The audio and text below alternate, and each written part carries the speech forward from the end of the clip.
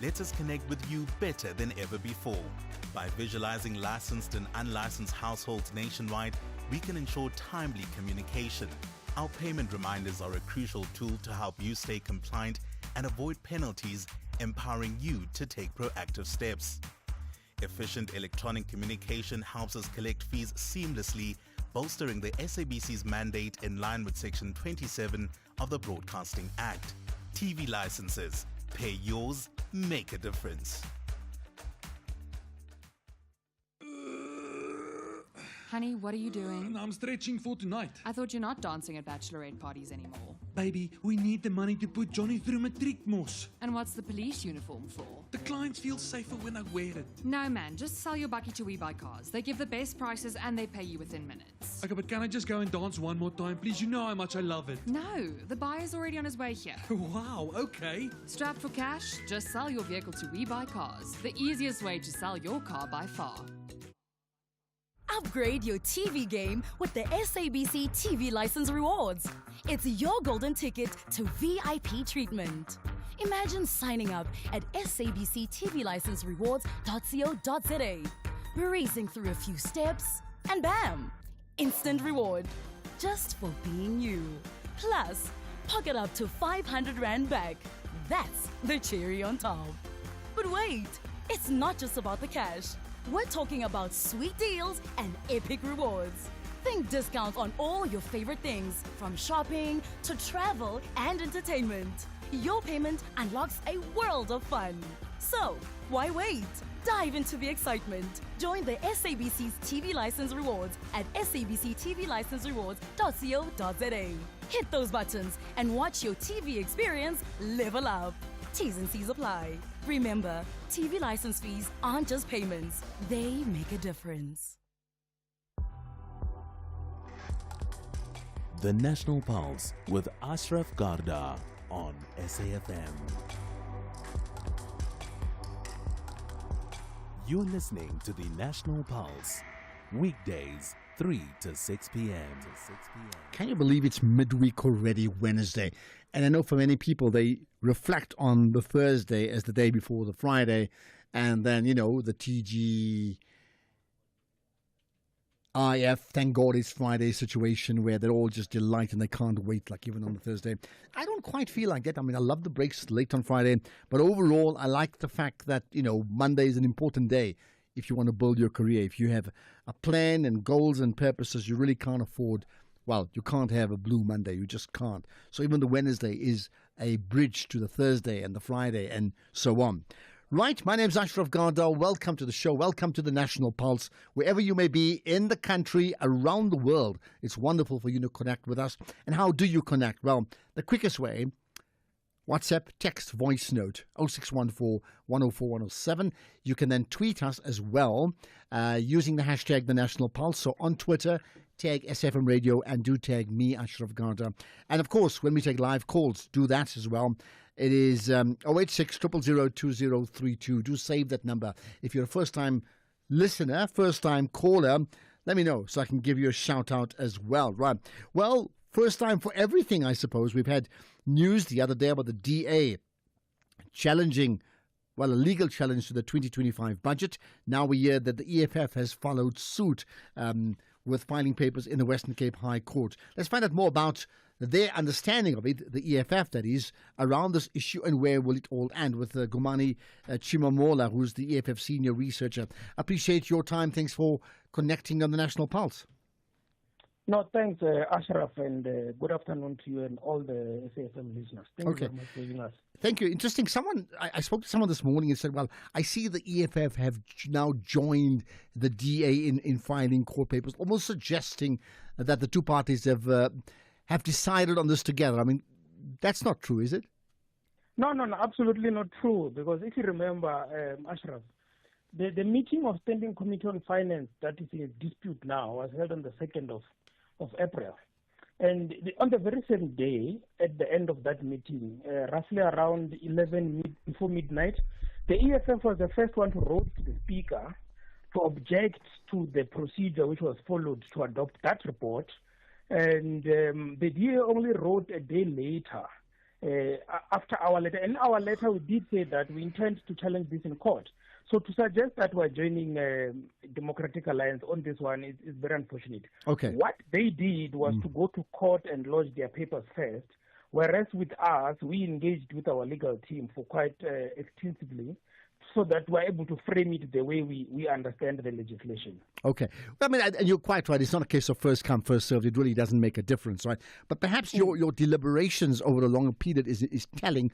What were the reasons for these longer deliberations? I mean, you had to come together with understanding what's your view and whether it's got legal backing, right? Look, Ashraf, if you look at Parliament, unlike these negotiations that political parties will have outside of Parliament, for example, coalition arrangement and statements of intent that are not regulated by any legislation.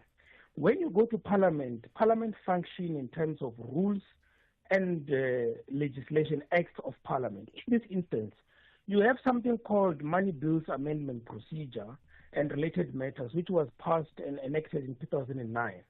What it does, it gives you a proper framework in terms of how do you engage with the budget when it's tabled by the Minister of Finance to Parliament? Because Parliament has the powers to amend it, but Parliament cannot introduce money bills legislation according to the Constitution, Section 73. Only the Minister of Finance can do that. Now, in this instance, the Minister of Finance tables the budget. We go to the committee. In that committee, the EFF raised a point, both at the beginning and at the end, to say, are we amending or are we leaving it as it is and accepting it as tabled by the Minister of Finance? Why did we ask that question? The Money Bills Section 8.4 requires the committee to have a clear statement which says we accept or amend. That is the verbatim phrasing of that statement. So we were required by the law to state outright to say we're accepting or we're amending, but the committee did not do that. The way the report was adopted, that statement was inserted afterwards.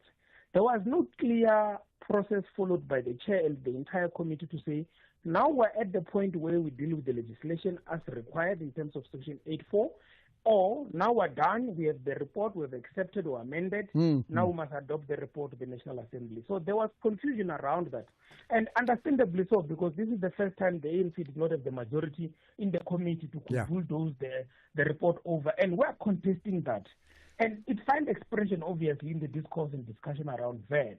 But precisely the process followed undermine the process of Parliament, undermine the Constitution, and also undermine what we intend to do with the budget once it's So help us understand that part. You know, the process followed undermined the Constitution. Just explain that so that we, as a national audience, understands that. So firstly, a budget comes through as an act of Parliament. A budget is not merely a statement by the Minister of Finance. The Constitution says the Minister is the only one who can table the money bills in Parliament. But once those are tabled, they are proposals. They are not final statements. Parliament still has the obligation and the powers to take those proposals and pass them as they are or make amendments. But now the process to make the amendments was undermined because it was not allowed in a much more free and clear process to say, now we have agreed that either we're amending or we're accepting what the minister has tabled. Because if you look at other bills that comes afterwards, and the only minister is the one who can table them, the appropriation bill and the division of revenue bill, those are before Parliament because of this legislation called money bills, and Parliament should use that legislation to either amend or accept as they are tabled. If you don't put this legislation before the committee and the National Assembly and the Council with that clarity, then you adopt a budget without following the law, essentially. And it becomes problematic later on when you want to bring other proposals. All right. So now that you file papers, I mean, the law will take its course. I mean, any idea? Because I would sense there's a sense of urgency about this matter, right? Timelines, time frames. What have you been told? Look, and that's the most unfortunate thing about this. Because once you do other budgets, processes, without fixing this one, it has a potential of undermining all other legislation that will come after. Now, I had hoped that the Speaker was going to appreciate this point. But on the 22nd of April, there is an indication that the matter will be heard in the Western Cape High Court. where we go and deliberate on this. And the good thing about that date is that it's before Parliament come back from a recess and a leave period, so that maybe we may get some relief before we process the appropriation bill, which is dependent on the fiscal framework, and we process the division of revenue bill also. So all the this 22nd of April is key. All right, absolutely. So so while the law takes its course, you also know there's been constant discussions around the future of the GNU and whether the DA in particular are part of it or not. And if, for example, the DA may not be part of it, then that could have space open up for other political parties. Hashtag the EFF, right? How would this filing of court papers not actually reduce your opportunity to leverage a negotiated settlement, let's call it that, to be part of a power sharing agreement with the ANC if it does come up to that? Okay, let's say I agree with you.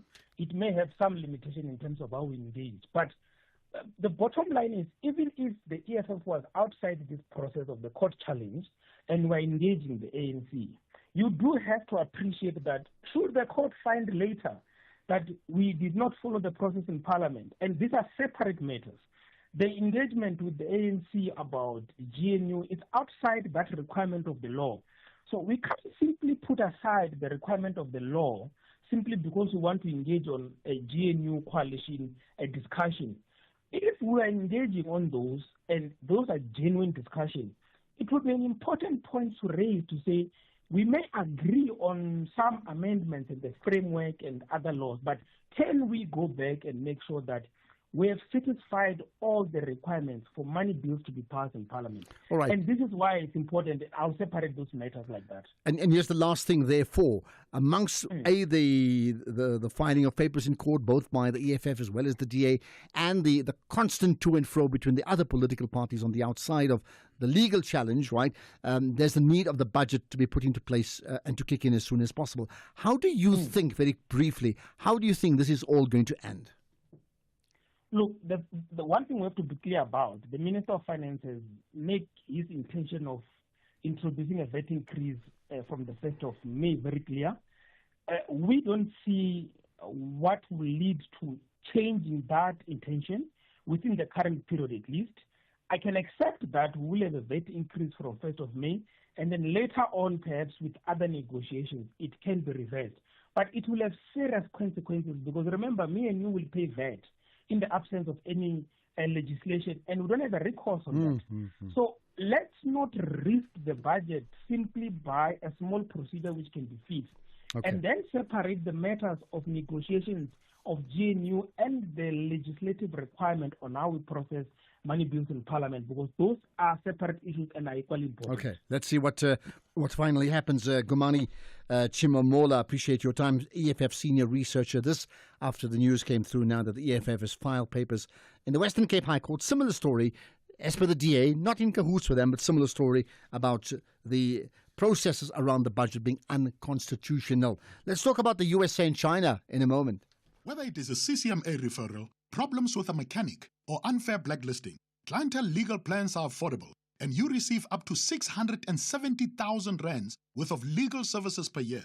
We cover civil, criminal, and labor-related matters. Our legal team will be your support 24 hours a day. SMS SAFM to 32195. That's SAFM to 32195. Clientele General is an authorized FSP and a licensed non-life insurer. T's and C's online. Standard rates apply. The Bavarians want to display quality play to emphasize why they are called FC Hollywood. But BVB is courageous to cement a decent spot in the top half. It's all or nothing. This is the Bundesliga. Football as it's meant to be. Catch one of the world's greatest football derbies. The Klassiker. FC Bayern München versus Borussia Dortmund. This Saturday, 12 April at 6:30 p.m. Stream it live on SABC Plus and SABC Sport on TTT Channel 4. Proudly brought to you by SABC Sport. For the love of the game. Specsavers cares about your vision. Up to 1 in 4 children suffer from short-sightedness and may not complain about their vision difficulty. Get tested today. Specsavers. The National Pulse with Ashraf Garda. Weekdays, 3 to 6 p.m. Right, let's talk about the USA and let's talk about China. And, often if we say let's talk about wars as we know them, you think of traditional wars. And, going back to those years, traditional would mean, people on, horsemen, axes and spears and assegais. I mean, that's what we know, or maybe bombs. But there's also another sort of war. There's an economic war that's taking place, and some may talk about it as trade war. So let's try and understand what's really going on with David Monyai, who's the director of the Center for Africa-China Studies at the University of Joburg. Prof. Monyai, I appreciate your time. Thanks for connecting to us here on the National Pulse. Good afternoon to all your listeners. Thank you for having me. Thank you. So let's put it this way. USA versus China. Is this really a trade war as we talk about it, but in effect, the trade war may not have the characteristics of a normal war as we see it, but in reality, it's a war, it's a battle. Indeed, and this is not the first time that it happens.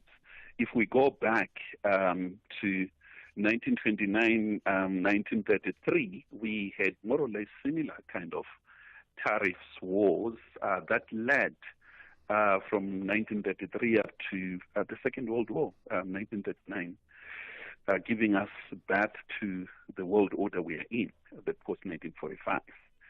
So the history of tariffs war is they come. The tendency of, at times, lead up to a hot war, a real war. So anything is possible. All right. So when you say anything is possible, what is being fought for here? I think what it does is it's the war. It's a question of forcing your trading partner to succumb to your demands in terms of trade and to balance trade, and a number of reasons. But they're also political. Countries do not just succumb.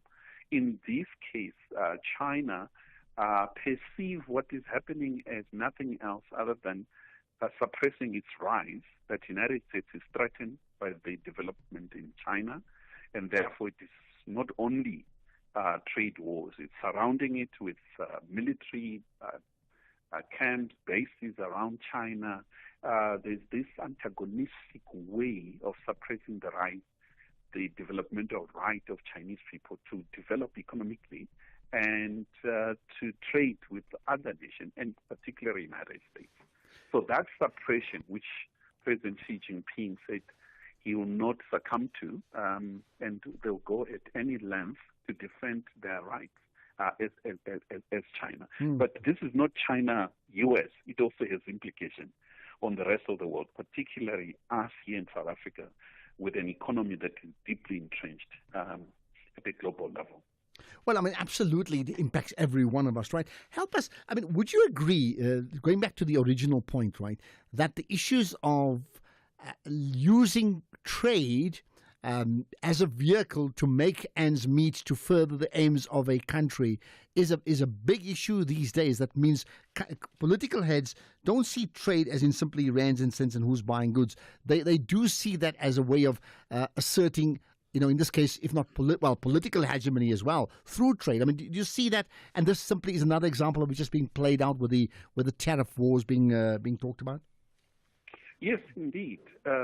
I think in 1945, and sadly, it was the very same United States that led the process of globalization, the process of building institutions, forums, global platforms such as your WTO, to try to negotiate, to bring in rules of the game in terms of trade, and to have a platform to deal with disputes in a way that is fair.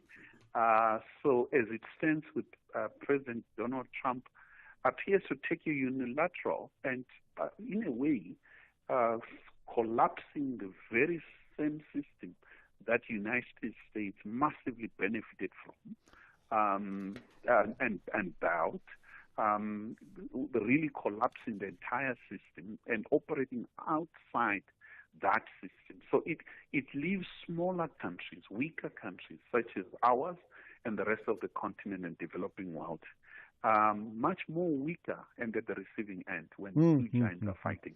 But when these giants fight, as they are doing right now, help us understand the vehicle, the use of tariff increases, in this case started by the USA, to try and assert a country's dominance. And then in this case, how is it being played out? So one is the USA starting, the response from the Chinese, and how will this affect the economies of both countries? I think what is going to happen is that the two economies, I think, firstly, that they're so intertwined, they're so linked to a level that, to an extent that it is so hard to just separate all of a sudden in a big bang way. So it's a lose-lose situation. The Americans, with the deindustrialization taking place in the United States since the 80s, and the rise of China, industrialization, and now technology, the U.S. customers, are so used to cheap Chinese products. And for them, all of a sudden, with these high tariffs, it means that their groceries will be more expensive. And the United States cannot bring in all industries back into the United States overnight.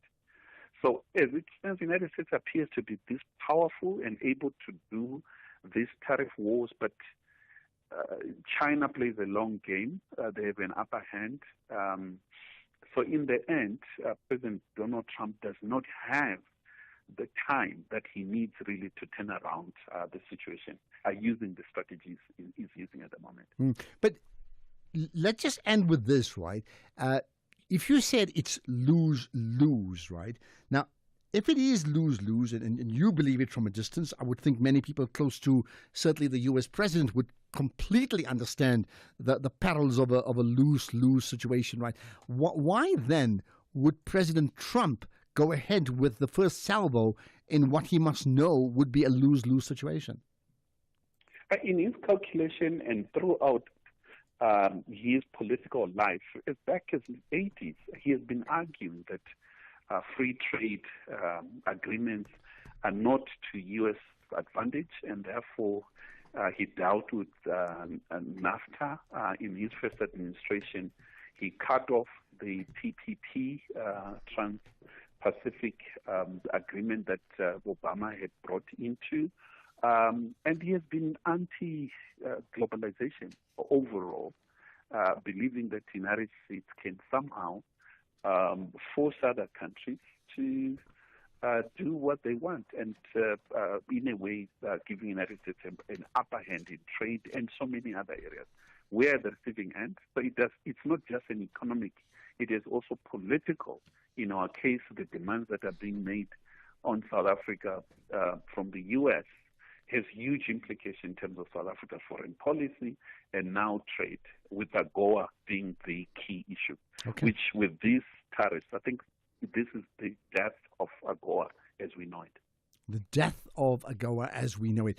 Rather ominous there, reading the last rites of AGOA. Professor David Monyane, Director of the Center for Africa-China Studies at the University of Joburg. Much appreciate your input here on the National Pulse. By the way, I should tell you, as the rand plummeted in the last few weeks, we always look at alternative means of investment. So what about Bitcoin as a business model? In fact, I'll chat to Stefan Marcy about that coming up shortly. In the meantime, let's get to the news headlines. It's 3:30 years, Dineo Matong.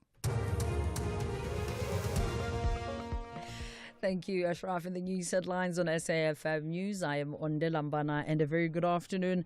The Parliamentary Budget Office says the 0.5 percentage point VAT increase announced by the Finance Minister in the 2025-26 fiscal framework is justified and necessary.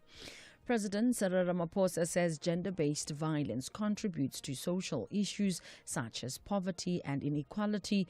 Ramaphosa gave a keynote address at the 17th Biennial Conference of the International Association of Women Judges in Cape Town, and the state has added 3 more charges against the 27-year-old man accused of kidnapping and raping 2 nurses at the Khatshweni Clinic outside Leboakgomo in Limpopo. A full update follows at the top of the hour. SAFM, guiding you through the rush hour traffic. Good afternoon. Starting off in Gauteng, the M2 westbound in Crown has delays towards Main Reef Road and the M1 northbound in Woodmead queuing towards Woodmead Drive. In KZN, the N2 southbound has a stationary vehicle after the M41 Gateway exit and Old North Coast Road is closed just north of Columbine Place.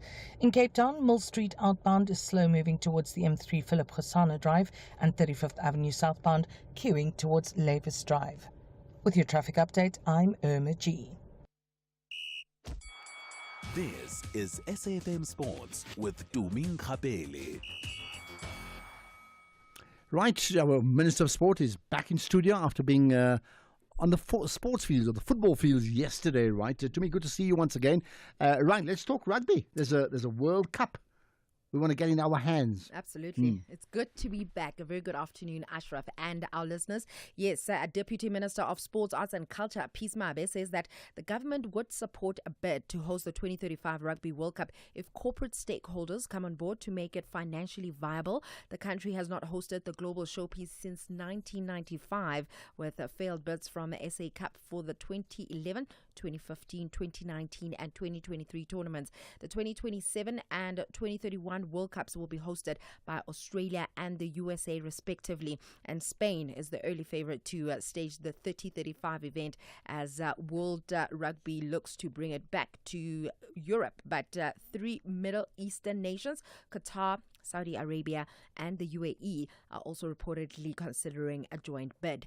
Meanwhile, Mamelodi Sundowns coach Miguel Cardoso says that their CAF Champions League quarter-final victory over Esperance proves that he's not conservative in his philosophy. After a goalless stalemate in their second leg tie, the Brazilians progress to the semi-finals of the Continental Club tournament and will face Olfos Al Ahly later this month. The strike by forward Peter Shalulile at Loftus Stadium a week earlier was enough to see them through, but Cardoso shot down the notion that he was a defensive coach. I think that people in Tunisia developed an idea regarding me as a coach that is exactly not correct. Even in the last weeks, I heard again people saying that we are defensive, that I am a coach that has a defensive approach, and I always told you that that is not exactly correct. What we tried to do was play a Champions League quarter-final against a team that is very strong. And if you want to succeed to play in a team like Esperance, like Ahly, like Hilal, like Pyramids, like I'm just quoting, like Asfar, like whoever, the teams that are disputing and Pirates disputing the quarter-final, and that some of them moved forward, you must be very, very complete as a team. You can never be naive. And adapting to the reality is a quality that myself as a coach I've been developing, because maybe in the beginning of my career I thought I would win to everybody the same way. But football taught me very easily that you need to adapt to the contexts. You cannot play the same way when you play in Hades against Esperance as when you play in Loftus. You cannot play, so you need to understand what game you are playing, and even during the game, what games you are playing, because there's games happening all the time. Elsewhere, the Premier League will have 5 teams in next season's UEFA Champions League. This is after Arsenal 3-0 win over Real Madrid guaranteed an extra spot for England. The Premier League will finish as one of Europe's top 2 best performing nations in 2024-25 season. England currently sit top of UEFA's nations coefficient rankings for the 2024-25 season. This is ahead of Spain in second and Italy in third. Under the new Champions League format, 2 group stage positions are given to the best performing countries in Europe the previous season, which saw Italy and Germany gain an extra qualifying spot for the season. So the Premier League could yet even have a 6th spot in the Champions League next season, something no country has ever managed before, and this can only happen if one of Manchester United or Tottenham can win the Europa League and earn the reserved qualification spot from the tournament. Did you by any chance, Ashraf, watch that Arsenal match yesterday and see what Declan Rice did yesterday? I actually watched 2 things last night. I didn't watch the Sundowns game, but I watched Helen Ziller and Clement talking on Face the Nation, because it's really interesting. And then when I went after that, I went into injury time or extra time watching the Arsenal game. 2 of the finest free kicks you will see in your life, and they both come from the same player in the same game. And my thought, I was saying it off air, Have you ever experienced a situation where a top penalty, a free kick taker, scores twice in one game? Crazy. And then this guy has never scored a free kick in his life before. Crazy. It's Wow. absolutely crazy. And I mean, I actually have a fan pulse on my X page, and I'm asking, with what we saw with Declan Rice yesterday, do you think that it's a once in a career performance or it's a sign of what's to come? Okay, luckily I don't know. I've got my bread and butter and no rice. Let me just keep quiet. I don't know. I mean, people do that once in a lifetime and they never do it again. Salvatore Schillaci dominated the 1990 Italian World Cup, was the star player. I think it was 1990 or somewhere there. Never heard of him again. It happens. Not that Declan Rice is a one-game wonder, not at all. Well, listen, in terms of the poll, 67% so far think that it's just once in a lifetime kind of like a thing, but we are yet to see. I'll let you in on that percentage a bit later. But in athletics, the organizers of Two Oceans have issued an apology to runners who didn't receive a race day medal after finishing the race before cutoff. A number of runners took to social media complaining about the event, including lack of adequate water points, limited toilet facilities and a shortage of medals. Now, the marathon spokesperson, Tony Kavanagh, says that they will ensure that qualifying runners receive their medals soon as possible. Finally, in tennis, Jannik Sinner will return to the ATP Tour from his doping ban at next month's Rome Masters as world number one after Alexander Zverev crashed to an early defeat in the Monte Carlo yesterday. Sinner accepted a 3-month ban in February following an agreement with the World Anti-Doping Agency. Now, Sinner's absence from the circuit had opened the door for Zverev to replace him at the top of the rankings, but the German failed to get beyond the quarterfinal stage at any of the 6 tournaments that he played since the Australian Open in January. The world number 2 lost 2-6. 6-3 and 7-5 to Matteo Berrettini in the Monte Carlo second round. On that note, it's a wrap from my side for now. I'll have more in the next hour. I tell you what, just a final point. You don't have to answer it, but when you spoke about how did South Africa's bidding for the Rugby World Cup, and you wonder how could we have only hosted it once in our lives? That means we won the bid as apartheid South Africa. We hosted it as a democratic country. Can you see the anomaly? And then, like Formula One, by the way, then in apartheid South Africa, when in democratic South Africa we hosted, and since then we've lost every bid. Like, it's amazing. And then you speak about countries like Saudi Arabia, Qatar wanting to bid for it, and you say that's strange. And then my mind goes back to the USA, because the USA hosted the Football World Cup. So again, I may have my years wrong. 1994, I think it was, when they had no proper league in the USA. They had no league. The MLS sort of collapsed and it only got restarted about, I think, a year or so later. So help us understand the world of sport and the business around sport. I don't know. What is your money doing right now? Is it lazing around in that other account because you're not sure where to move it for premium growth? Well, let's make it work hard in a Standard Bank Money Market Select investment account, where we'll grow it with a nominal interest of up to 7.9% on a minimum deposit of 100,000 Rand. Plus, you get access to your funds anytime. Open yours online or on our app today. Standard Bank is an authorized FSP and registered credit provider. T's and C's apply. X at SAFM Radio and at Ashraf Garda. So I tell you what, I mean, did you see the reports of a few days ago about the Rand plummeting to like 25 Rand to the pound and sitting on like 19 Rand odd to the US dollar, and everybody worried whether that Rand to dollar will break 20. And then of course you look at, how do you hedge against that sort of thing? What are the alternatives you have? Just so how risky are they or not? So let's talk about Bitcoin and the business model around Bitcoin and what does that really mean? Because a lot of people talk about it, which for some people they say when too many people talk about it, it's bad news as well. But certainly somebody who does talk about it with, I think, lots of knowledge and authority is Stafford Marcy, who's a technology angel investor and a board member in many organizations, entrepreneurship, but certainly knows the AI and the Bitcoin space better than most. So, Stafford, good to connect with you on the National Pulse. It's been a while, hey, Ashraf. Yeah, far too this long. It's been long time coming. Well, I would think so. Yeah. Well, it's a good time to talk to you because here's the thing, right? I'm going to give you an open canvas to start with. What's the business case for Bitcoin? Look at it this way. I'm going to make it simple for everyone listening.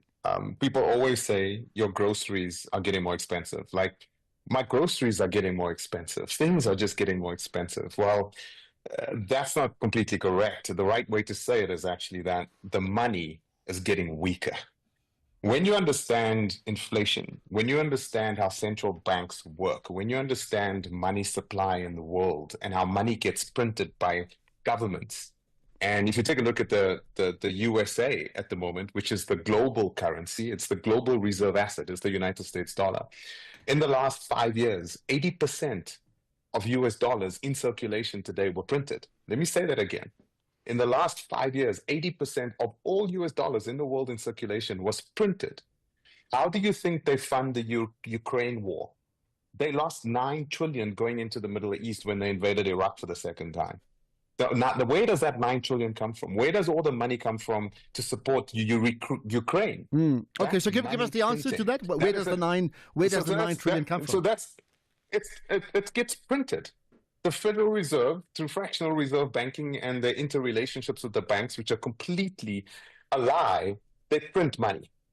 The United States Central Bank and Reserve prints money.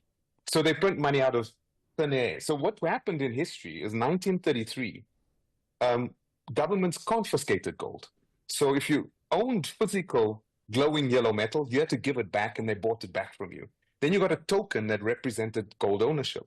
So gold was centralized. Then in 1971, President Nixon detached the United States dollar from gold. So he detached the world's global reserve currency from its hardness, from its foundation. And he based it on, all these esoterical political stability, military power. And the reason he did that was he needed money for the Vietnam War. And he couldn't get money from the Vietnam War because you can't make more gold. Gold has a stock-to-flow ratio. Yeah, unlike printing. We can only take one. Yeah, unlike the printing of money. Yeah. Unlike printing. Exactly. So in a world where we sit today, if you look around, it's not sustainable. Everything that you know about your money, about the economy in the world, is a complete and utter lie. What's the business case for Bitcoin? What's the environment that makes Bitcoin a reality? In 2008, we had our financial crisis. All the banks fell over, the biggest banks in the world. They were bailed out. Nobody went to jail. Nobody. People still got bonuses. The man in the street got hit, right? And that was the day, that was the year that Bitcoin was born. That was the year 2008, 2009, Bitcoin emerged. And why? It's an exit out of this framework. It is a hardness, and it's a hardness that's a digital commodity. We've never had two things before. We've never had true scarcity, true mathematical, physics, energy-based scarcity in the history of humanity. We've never had that. And the second thing that we've never had was a thing that called a digital commodity. So it's an asset without an issuer. It's just like gold, because gold doesn't have an issuer. Gold comes out of the earth, right? So it's a commodity. All right. Bitcoin doesn't have an issuer either. So I minted by the protocol. All right, so I must assume that many people, of course, listening in on the show will understand exactly what you're talking about. For many others, like, what is Bitcoin? So we know what gold is because you can put gold in your hands. So can you put Bitcoin in your hands? Can you hold it in the palm of your hands? Well, I mean, today, let's be honest. Let me just fix one thing and I'll answer the question at the end. First of all, you can't put gold into your hand, metaphorically speaking. If Ashraf owned 5 million rands worth of gold, and Ashraf left South Africa because Cyril Ramaphosa did something silly, and he decided he's going to put his gold in a kit bag and he's going to check out of OR Tambo. You try and go through OR Tambo with 5 million rand, 500,000 rands worth of gold. Try it. You won't be able to leave. They'll lock you up. Try and take 5 million rand of your money out of your bank account and try and leave. Put it in a kit bag and leave, and see if you can leave. The stuff that you own, you don't own. The house that you own, you don't own.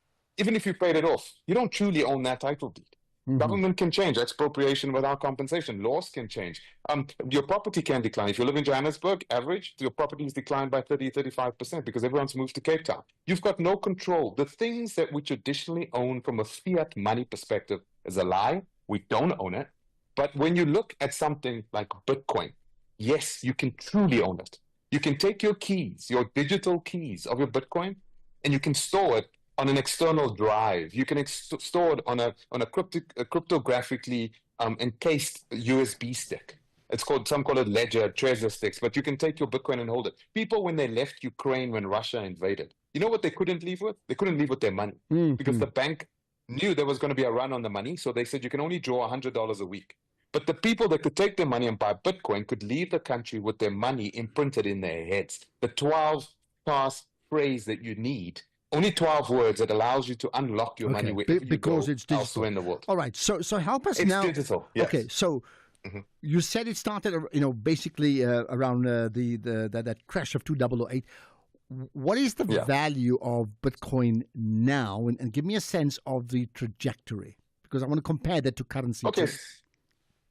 too. So in terms of its performance and its price, so it's sitting today around between 75 and 80,000, depending on what Trump's going to do with tariffs and everything. It's kind of fluctuating over there. But if you take a look at its history, it has been the best performing asset year on year for the last 16 years compared to any other asset in the entire world. The last 16 years, nothing has outperformed Bitcoin. Nobody has ever held Bitcoin for 36 months or more and lost money, ever, since its inception. It is an incredible asset. It's not well understood because we're still trying to frame and understand and how to value this thing. There's only ever going to be 21 million. Already 19.8 million has been mined, has been issued. So we're running out of Bitcoin. And that's scarcity, the demand and supply. Trump announced a strategic Bitcoin reserve for the United States. So they're going to utilize it as a reserve asset. I've been lobbying our local South African Reserve Bank to take a look at that. We put oil, we put gold, we put, various things in our reserves. We should put Bitcoin in our reserves. Okay, so then let's talk about South Africa. So what then is our position regarding Bitcoin, both as a country and then as individuals like Stafford Massey and the rest?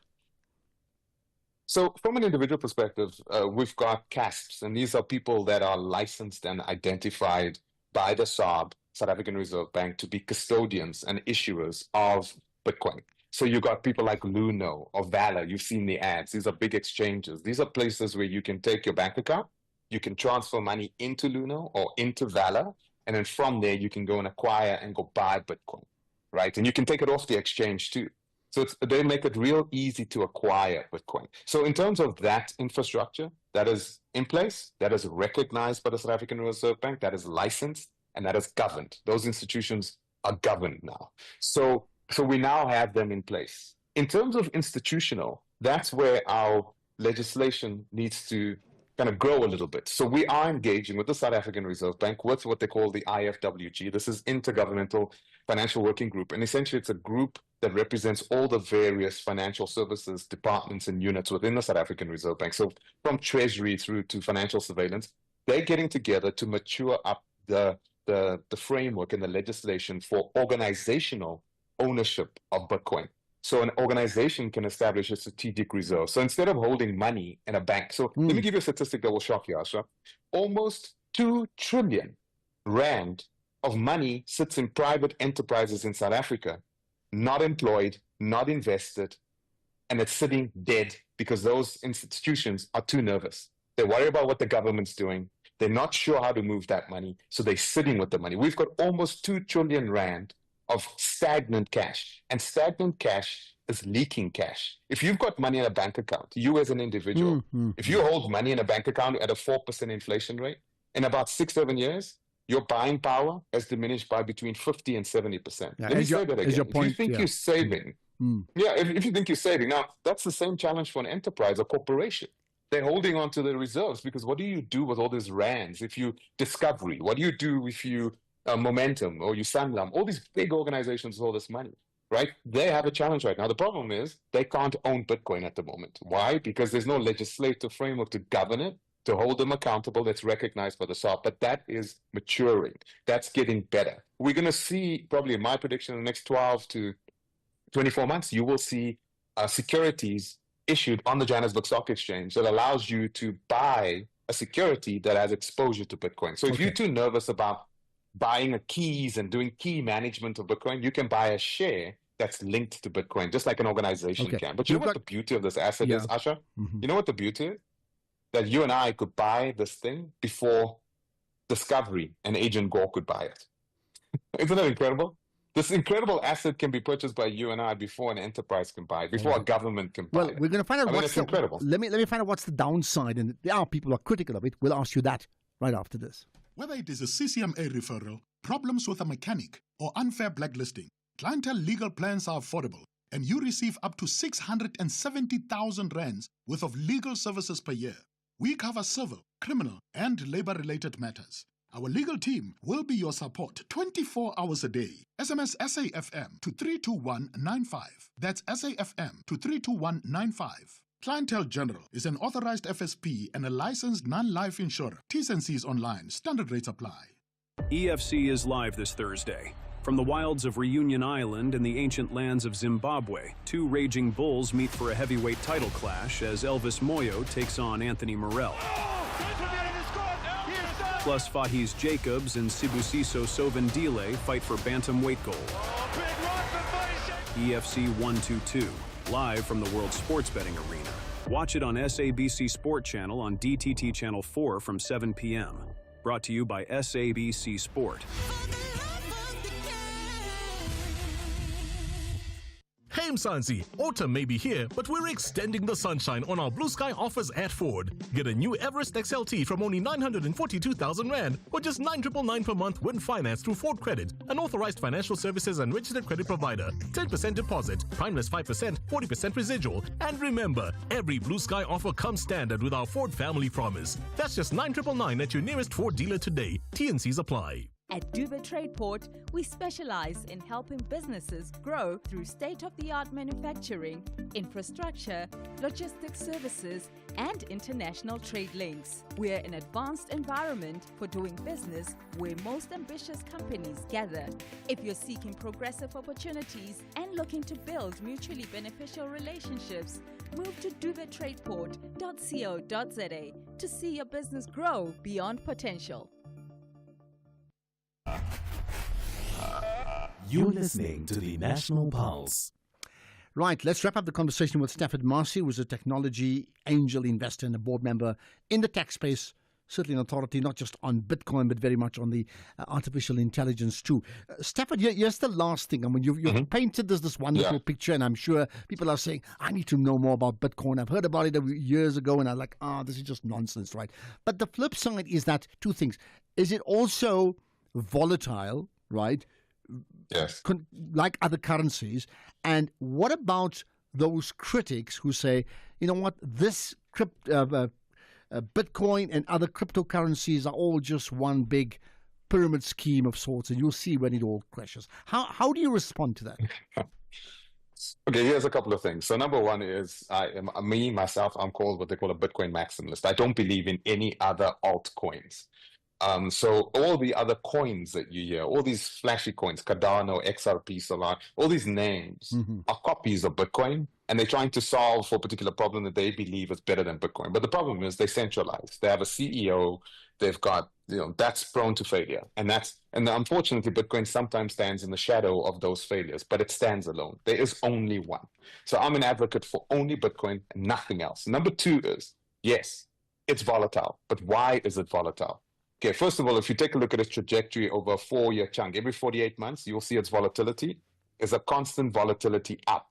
It's not a volatility down, number one. Number two is it's an asset that is for savings. It's an asset that if you want to reserve your wealth, conserve your wealth, it enables you to do it, right? You can buy it. You can buy 5 rands, 50 rand, 5 million rand, 50 million rands worth of this thing, and you can conserve it because it's only getting less, so it's scarce. But its volatility is, look, volatility, I love what Michael Saylor, this guy in the USA, says about volatility. Volatility for the normal guy, when we saw fire, volatile fire and lightning, the normies ran away.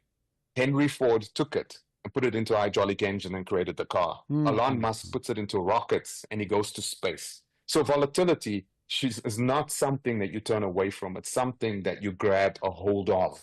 So from a business perspective through to an individual, the downside for me about Bitcoin is that I can't buy enough of it. I want it all. I want to just, when you get it. So I'll give you an example. Here's an example, Asha. Right, very quickly, yeah. Your house. Yeah, very quickly. Your house, okay? My house today in Johannesburg, 4 years ago, 5 years ago, was worth 600 Bitcoins. My house today in Johannesburg is about 3 to 4 Bitcoins. Everything in Bitcoin world gets cheaper. Everything in your Rand world gets more expensive over time. Okay. That's the pitch. There it is. Bottom line is, let's get our bit between the teeth, something along that line. Stefan Marcy, appreciate your time. Get Certainly Bitcoin. got us thinking there.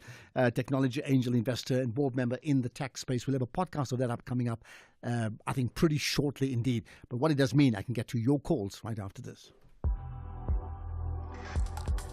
Ashraf Garda on the National Pulse. Right, let me hear you. Anshura, you go first up in Durban. Go ahead.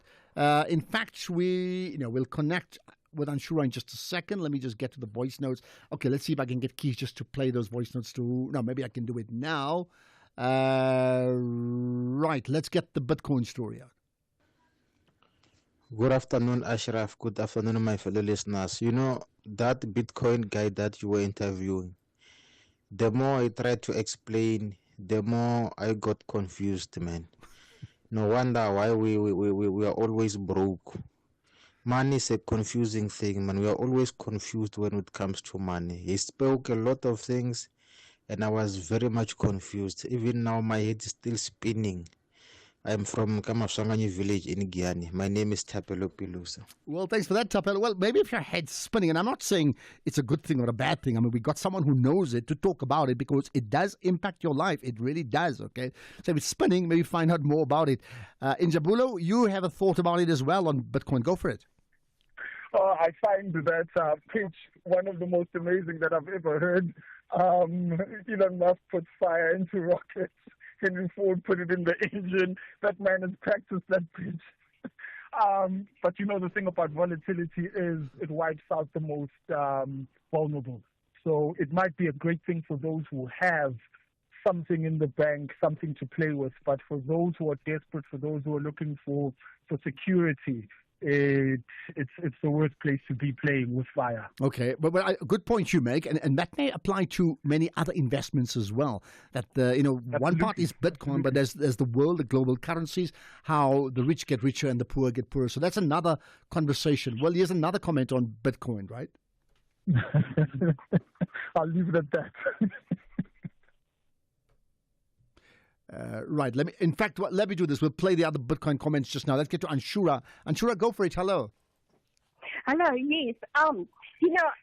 Ashraf, I want to talk about social racism and political racism. There's a huge difference between the two, and I think both America and South Africa need an education in it. Social racism is amongst socialites. Political racism is a totally different thing. Trump is not racist. Trump's wife is Latin. It's not even white.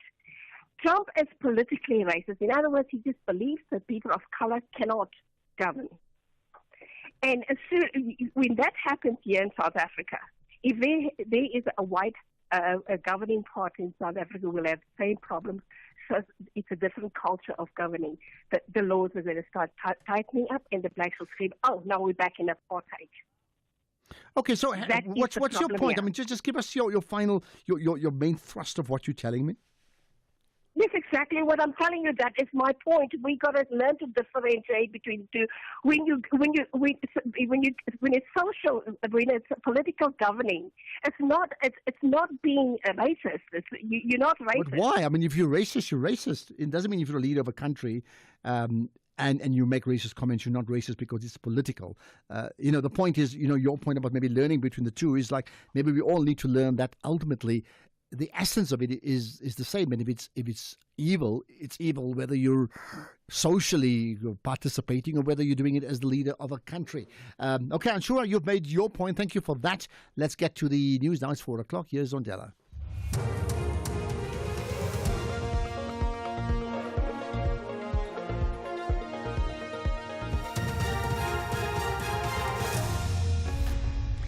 Thank you, Ashraf. Top stories at 4. Residents near Fal Dam cautioned to be vigilant, and Parliamentary Budget Office believes VAT increase is necessary.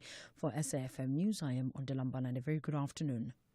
Water and Sanitation Minister Phemi Majodina has cautioned communities along the banks of the Fal Dam to remain vigilant following ongoing rainfall.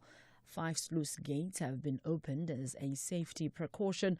Majodina was speaking at the Foul Dam in Dennisville in the Free State after assessing its infrastructure in response to the rains. However, there's no extra water that is coming into the dam now.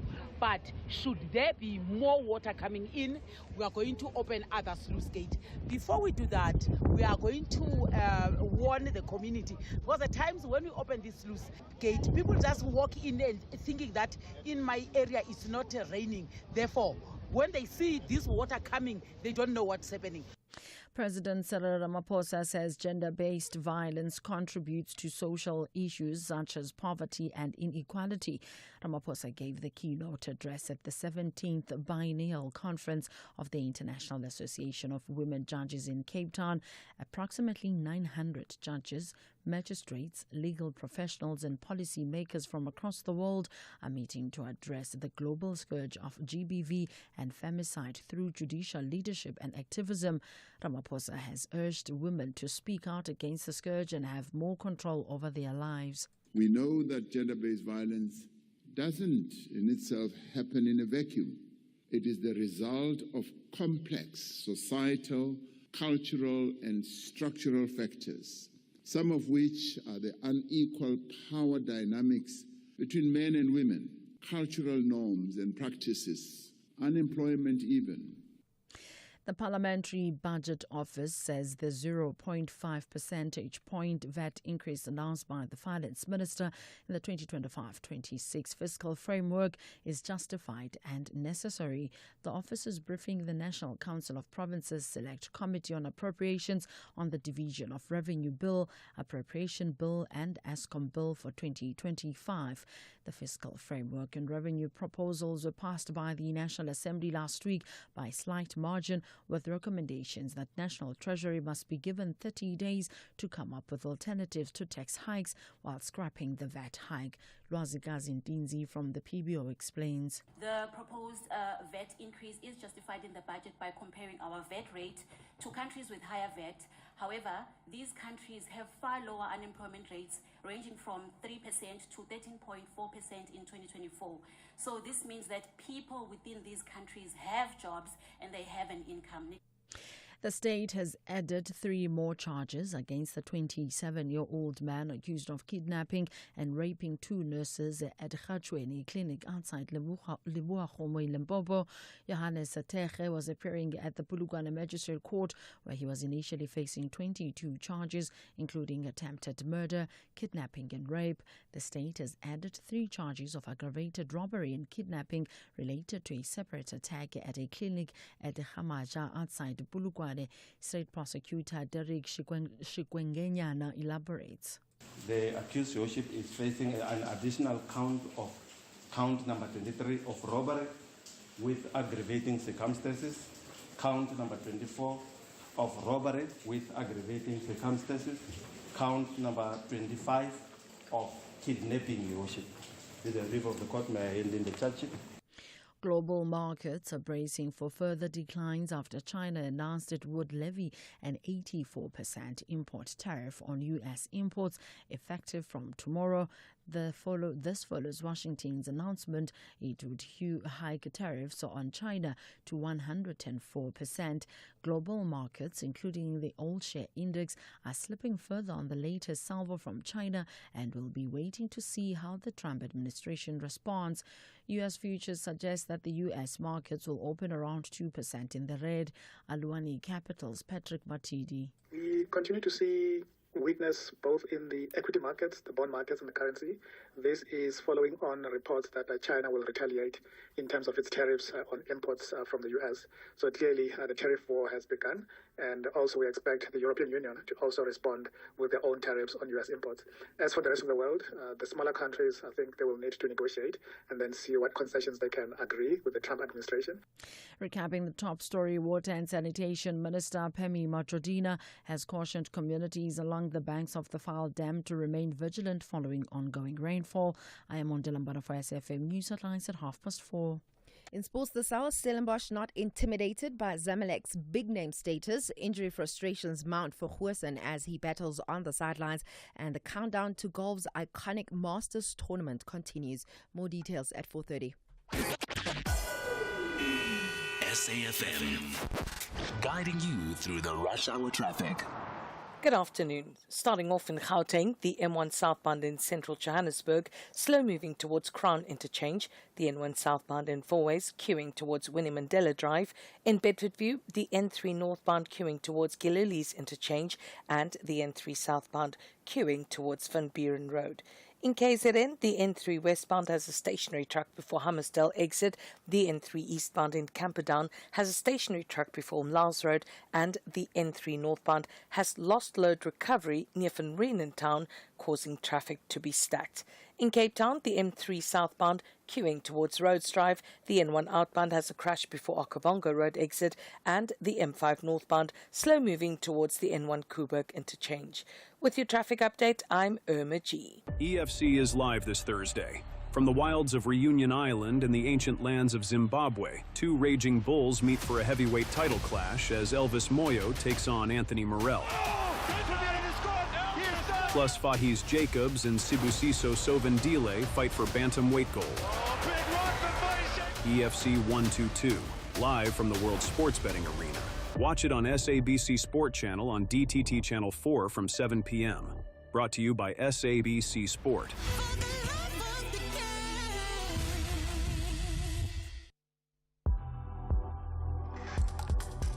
The National Pulse with Ashraf Garda on SAFM.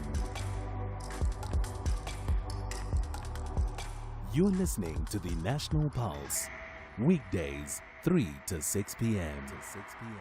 Right, let's talk about a different sort of technology. You know, one is technology around Bitcoin and what that means, but the other one is around the advancement of digital technology in the communication space, but how it impacts all of us and how sometimes it doesn't impact all of us and how we need to change things. Now, it's interesting, the chairperson of the Portfolio Committee on Communications and Digital Technology, that's Kusela Diko, has expressed serious concern and what appears to be attempts by the Minister, Solly Malatsi, to erode state capacity and thwart South Africa's transformation laws. This sounds all very, very confusing to me, and I'm sure you may be too. Let's find out more about it with Kusela Diko. Thanks for joining us here on the National Pulse.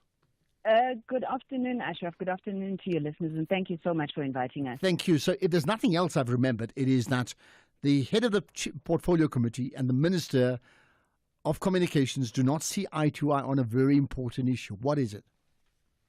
You know, Ashraf, I wish it was one matter. This is a series of matters, and it's been an ongoing discussion between the Portfolio Committee and the Minister. The Minister is determined to change laws by stealth, as we call it.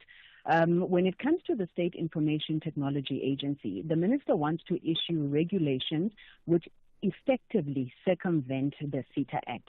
Now, the CETA Act says in Section 9 of the Act that government departments, including other public bodies, must or may procure services from CETA or through CETA. Now, we understand that the Minister is obviously frustrated by the many challenges that exist at the State Information Technology Agency. However, we think that he must abide to the letter and the spirit of the law, and if he's unhappy with the law, then he should use the correct channels, which is an amendment through an act of parliament of that particular law. Now, he doesn't seem to see it that way. He wants to cut corners. He wants to circumvent the law, and that is what we are raising an issue with him on. Ishraf, I do want to say that CETA is not perfect. Just recently, we had, as a Portfolio Committee, undertaken an oversight visit to CETA. And there we met many challenges: instability in governance and executive structures, very poor service levels rendered to government departments, which I think is the root of the view that the Minister wants to advance, to say that government is not happy and therefore we need to find a way. Minister is well within his rights to seek to organize the functions of his portfolio as he sees fit, but he must do that within the letter and the spirit of the law. So where do you differ? That means in terms of, what would be his overall intention around the CETA that you talk about? And just to give you that the audience, that's an acronym, CETA, for the State Information Technology Agency. What would be the minister's end goal around CETA, and what is yours? Well, the minister has said what he intends to do is to increase efficiency and to ensure cost effectiveness in the delivery of service to government departments and ultimately then to the citizens. Now, we have no issue with that. We have no problem with that. The very reason why CETA was funded was to leverage economies of scale in the procurement of IT systems for government. It was formed for cost efficiencies to ensure standardization and operability of the systems of government, and then amongst other reasons, and finally to ensure the security of state information. Now, where we differ from him, and even though at this point we are not yet arguing the merits of what he wants to do, where we differ with him is that government systems or government IT is in a state of disarray. And the problems at CETA, which is the critical agency that's meant to resolve those problems are not insurmountable. He has an opportunity right now to stabilize governance. He can appoint a new board. He can appoint a new MD. All of those positions are waiting to be filled. The minister should be automating the procurement systems at CETA to ensure that he deals with these allegations of corruption and interference and ultimately delay in the procurement of IT services. So we don't think that it's correct that he does not want to do the heavy lifting. And then in not wanting to do the heavy lifting and strengthen this institution, he chooses to cripple it, but he cripples it in a way that is contrary to the act that governs that particular institution. But when you say cripple it, that sounds very, the word cripple is very intentional form of sabotage. Why would he do that? That's a huge statement to make, cripple it. I would never want to cast aspersions on the minister, but facts are stubborn things. CETA, established in 1999 through the Act, the only source of revenue for the State Information Technology Agency is through the monies that it charges government departments for the services it provides. Now, if you are going to devolve powers away from CETA and you tell government departments to do their own thing, already you're taking away that which sustains them. I don't want to speak about the jobs that will be lost. CETA employs thousands of people there, and obviously you have job losses. But what is even more sinister, I think, for us is that we're in a process where the president has said that we should be rebuilding these state institutions that had been hollowed out over time. Now, when you take those functions, it means that you are not able to ensure that there's an agency at the center that drives the national digitalization strategy, because everybody will be doing their own thing. Ashraf, we've been on oversight visits. You find duplication of services, which is a waste of money. You find systems that don't talk to one another. A health management system in Gauteng doesn't speak to a health management system in Eastern Cape, which has an impact on the service that citizens receive. Now, we're saying for him to want to devolve these functions further, he's taking a problem at CETA and he's multiplying it to many government departments, provincial departments, who will then be able to do their own thing as they see fit with no single national strategy being driven from a central point. And we think that that is a big problem. All right, let's bring it back to how it impacts all of us. Because, you said, and I'm going to quote you, government IT is in a state of disarray. So, again, strong words. How does that impact all of us? Because all we look at is government's ability to service deliver or inability to service deliver. Okay, if I can make an example, sorry, I'll just make two quick examples. If you take a woman, we have a large migration problem, migration between provinces in this country. If you have a woman who gives birth in the Eastern Cape, yes, that baby will be registered on the Home Affairs system, but in terms of the actual hospital itself, they run a provincial health management system. If she moves to Gauteng or the Western Cape, they run a different system there. So there's no record of this individual. The same with the criminal justice system.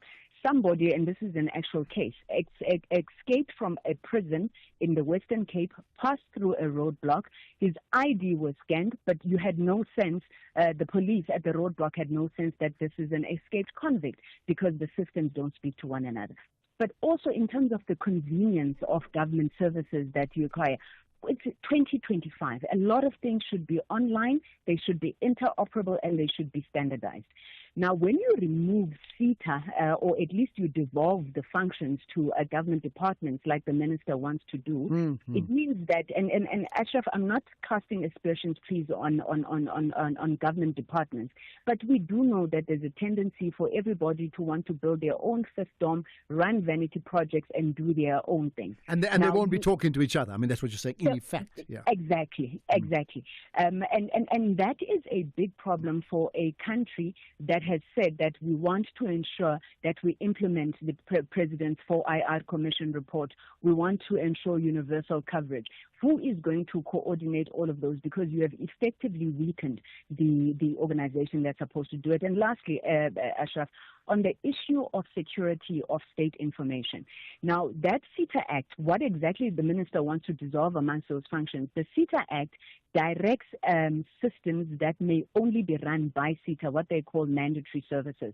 Now, if you take state information and anybody can do with it as they please, how on earth are we ensuring that we are safeguarding, state information in that sense? You need a strong, strengthened, capable, and efficient SETA, and that is what we're urging the minister to focus on instead of seeking to erode its capacity. Okay, here's the last thing. I mean, this debate can go on for months. I can understand that, but help us with this. What then is the relationship between the minister on the one hand and yourself? And are you, when I say yourself, your department, right, the portfolio committee, and are you talking to each other? Because why do I get a sense that we are talking communications, but there's a miscommunication here? We speak to the minister regularly. We have an extremely cordial and constructive relationship with the minister. However, I think we don't see eye to eye on a number of things. And these are based in what I had at some other place called legal delinquency on the part of the minister. We had this issue with the SABC bill. We had this issue now with SETA. We're having it with the policy directives that he wants to implement that he wants to issue with the view of accommodating Starlink. Okay. Nobody is arguing that the minister is within his rights to organize his portfolio, but he must do it within the law. And lastly, Ashraf, I just want to say that our responsibilities as parliamentarians, not only do we create these laws, but we play oversight over the executive in the implementation of them. And we will always call out the minister when he seeks to deviate by stealth from them. Interesting. I mean, that point came up a long time ago, oversight, and not the other way around. Often people think the minister is final call, but as the portfolio committees have huge oversight. Appreciate your time, Kusela Diko, the chairperson of the Portfolio Committee on Communications and Digital Technologies, effectively saying the move from Solly Malatsi to decentralize, communications, digital, to different departments could cause even bigger problems, and that's where they differ. We've invited him, the minister that is, to come on board, and maybe he'll talk to us in the course of today's show. After all, well, this is the National Pulse. Whether it is a CCMA referral, problems with a mechanic, or unfair blacklisting, Clientele legal plans are affordable, and you receive up to 670,000 rands worth of legal services per year. We cover civil, criminal, and labor-related matters. Our legal team will be your support 24 hours a day. SMS SAFM to 32195. That's SAFM to 32195. Clientele General is an authorized FSP and a licensed non-life insurer. T's and C's online. Standard rates apply. The Bavarians want to display quality play to emphasize why they are called FC Hollywood. But BVB is courageous to cement a decent spot in the top half. It's all or nothing. This is the Bundesliga. Football as it's meant to be. Catch one of the world's greatest football derbies. The Klassiker. FC Bayern München versus Borussia Dortmund. This Saturday, 12 April at 6:30 p.m. Streaming live on SABC Plus and SABC Sport on TTT Channel 4. Proudly brought to you by SABC Sport. For the love of the game.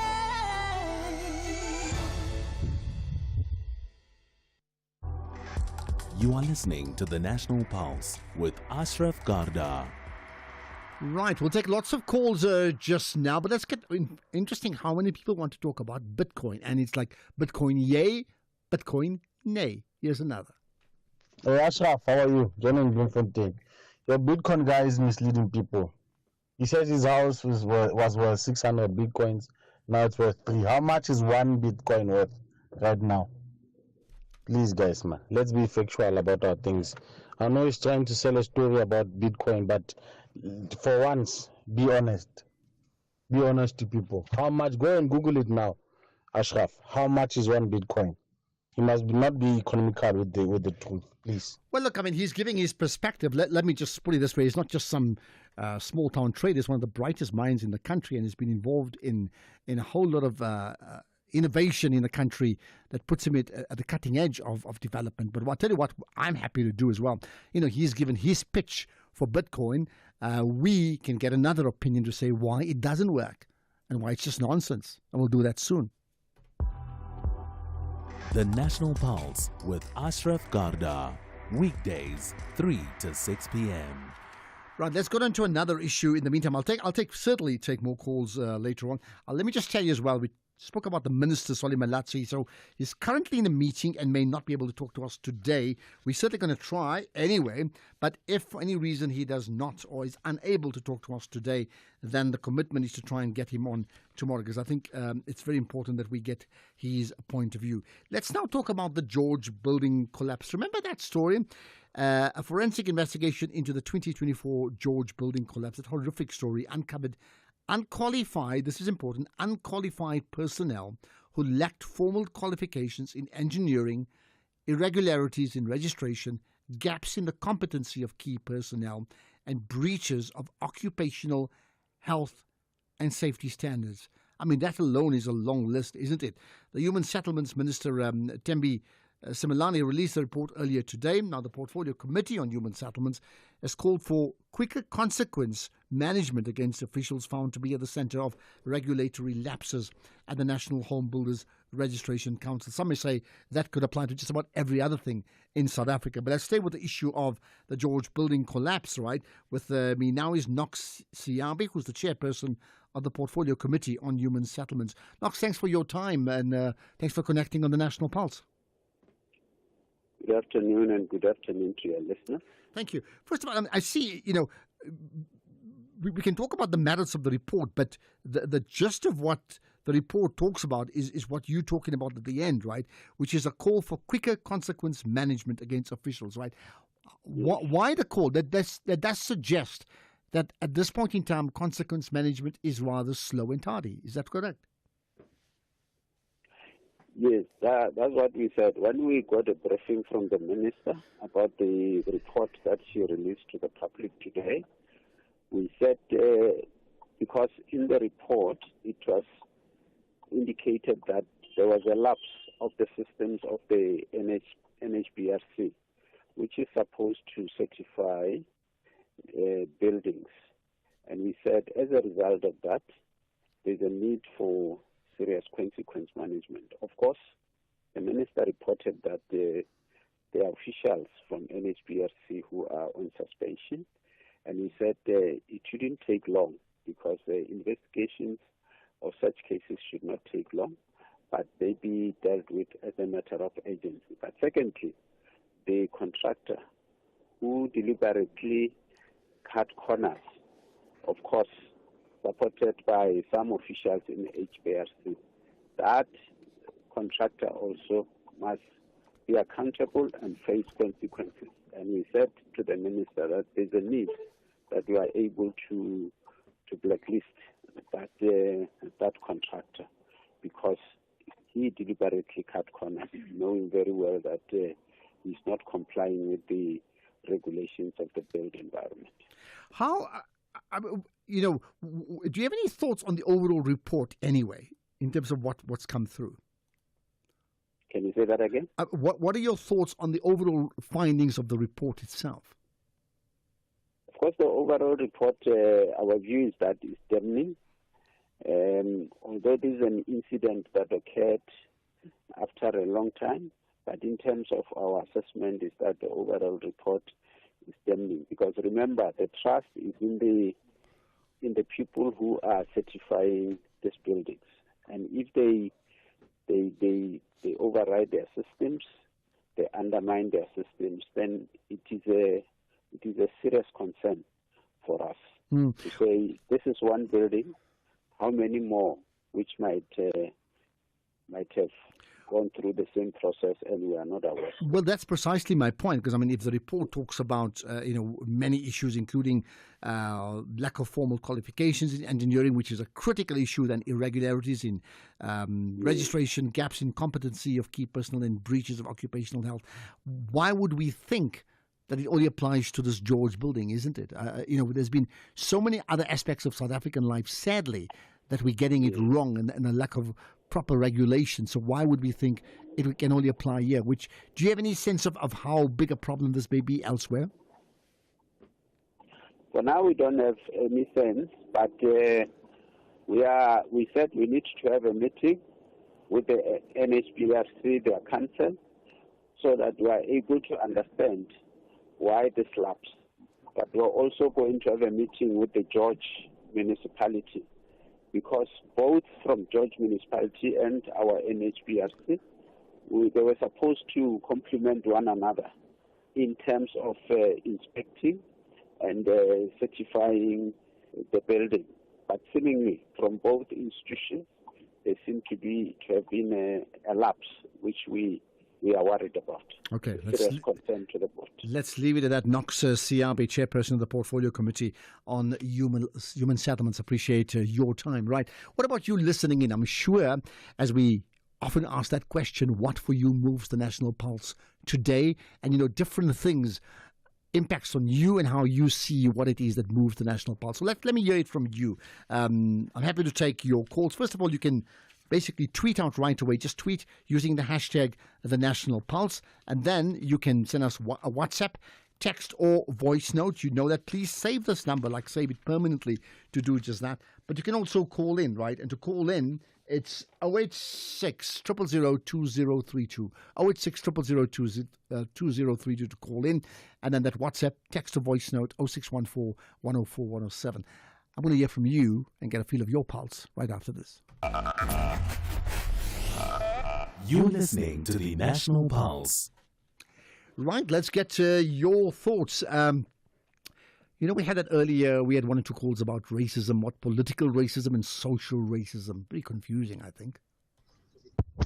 I'm failing to understand this thing that Donald Trump is not a racist. Just look at the guy even when he talks about South Africa, together with his friend Elton Musk. Those guys are racist, and it gets me sick every day when I open the radio, Donald Trump. Ivan. We've got countries to run here. We are not the province of America. Well, okay, so that gives one answer, but does he have the right to influence other countries when they support countries either through direct funding or through various other projects in terms of favoring them with trade agreements? I mean, is it a double-edged sword? Think about it. Afternoon, Ashraf. The lady who just called it, she's just trying to make sense out of something that doesn't make sense. She says Trump is he's a political racist. Well, quite honestly, I don't believe such. A racist is a racist. How he so choose to implement his tariffs based on the location or geography of a particular country, a racist is a racist. So I'm quite confused about this political racist. A racist will remain a racist. If she says Trump's belief that other races cannot govern, what's the difference there? Because in South Africa we called it apartheid. The white minority didn't believe we can govern because of our skin color. If Trump believes as such as well, that makes him a racist. Thank you. Well, there you are. I mean, do you think, by the way, if you follow that example from the caller, that apartheid was political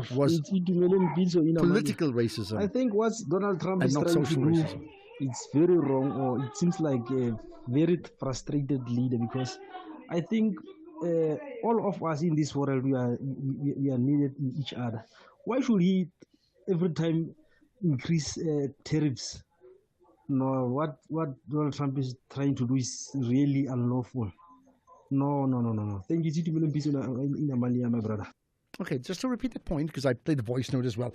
So is apartheid political racism and social racism? Is it either or, as per the caller? Think about it. Let's get the news headlines. It's 4:30. Years on Della. Thank you, Ashraf. In the news headlines, Banks of Africa's Economic Transactions Index has recorded an increase in economic transactions in March. The BETI measures the value of all electronic transactions cleared through Banks of Africa on a monthly basis at seasonally adjusted real prices. Water and Sanitation Minister Phemi Motšotina has cautioned communities along the banks of the Vaal Dam to remain vigilant following ongoing rainfall, and discussions around equitable, inclusive and just artificial intelligence dominated the G20 Digital Economy Working Group meeting in Gqeberha in the Eastern Cape today. A full update follows at the top of the hour with Greg Gous. SAFM, guiding you through the rush hour traffic. Good afternoon. Starting off in Gauteng, the M1 southbound slow moving towards Omonde. In Midrand, the N1 southbound has a stationary vehicle before Buccleuch interchange, and the N1 northbound queuing towards New Road. In KZN, the N3 westbound has a stationary truck reported after the Hammersdale exit. The N2 northbound has a crash after the M25 commercial highway, and on the N3 a lost load recovery underway near Van Renen town with stop-go controls in place. In Cape Town, the R304 is closed between Kayamandi and Stellenbosch for road inspection after flood damage. Yards to expect delays and diversions. Mill Street outbound is slow moving towards the M3 Philip Gessana Drive, and Victoria Road outbound slow moving through Woodstock. With your traffic update, I'm Irma G. This is SAFM Sports with Tumi Nkgapele. I'll tell you what, to me, yesterday I saw lots of people in this building wearing Mamelodi Sundowns football jerseys and a couple wearing Arsenal ones. And today I see there's some wearing Orlando Pirates. I'm trying to find a Stellenbosch one, but I don't see one. But there's certainly Pirates tops. Yeah, absolutely. I'm seeing Pirates all over the building. But let's start off with the CAF Confederation Cup action that is happening tonight. Stellenbosch FC away to Zamalek in the quarterfinals second leg, where the first leg was a goalless draw. And head coach Steve Barker knows that the mammoth task that awaits his relatively young side at the National Stadium. But he says that they will not be faced. We've prepared for all scenarios. I think, we've had the opportunity to have played and done our analysis. There's not only one outstanding player in the Zamalek team. There's a lot of match winners within the team. So we have to be aware. Obviously, also playing at home, we do believe that obviously they'll have a passionate crowd behind them, giving them that sort of encouragement. But, there are definitely key players within the team that we have to be aware of. I think we even saw in the last sort of 10 minutes of our game that if given too much time and space in key areas, they are a team that can hurt us. So we're well prepared, and we'll make sure that we do our preparation and our analysis and be prepared for any situation. Well, kickoff is at 6 p.m. and talking about Orlando Pirates, head coach Jose Rivero says that he's too focused on tonight's CAF Champions League second leg quarterfinal against MC Alger that he's not even prepared to discuss his decision and future. And actually, I've been talking to a lot of Pirates fans and they've been saying, why is Rivero leaving us? But listen, he's saying he's focused on what is ahead of him in terms of him and his side. He's going through his last 2 months of coaching Pirates in style. They're still in contention for the CAF Champions League, the Domestic League and the Nedbank Cup. And Rivero says that it's been an eye-opener. It's been, personally from my side, a really important experience for me as a coach, as a human being as well. And I'm so glad for having this opportunity to compete in the way that these boys are competing as well, and looking at the way that they are representing all of us in each and every game in a continental competition is something to be proud and for sure to have incredible memories about this competition together.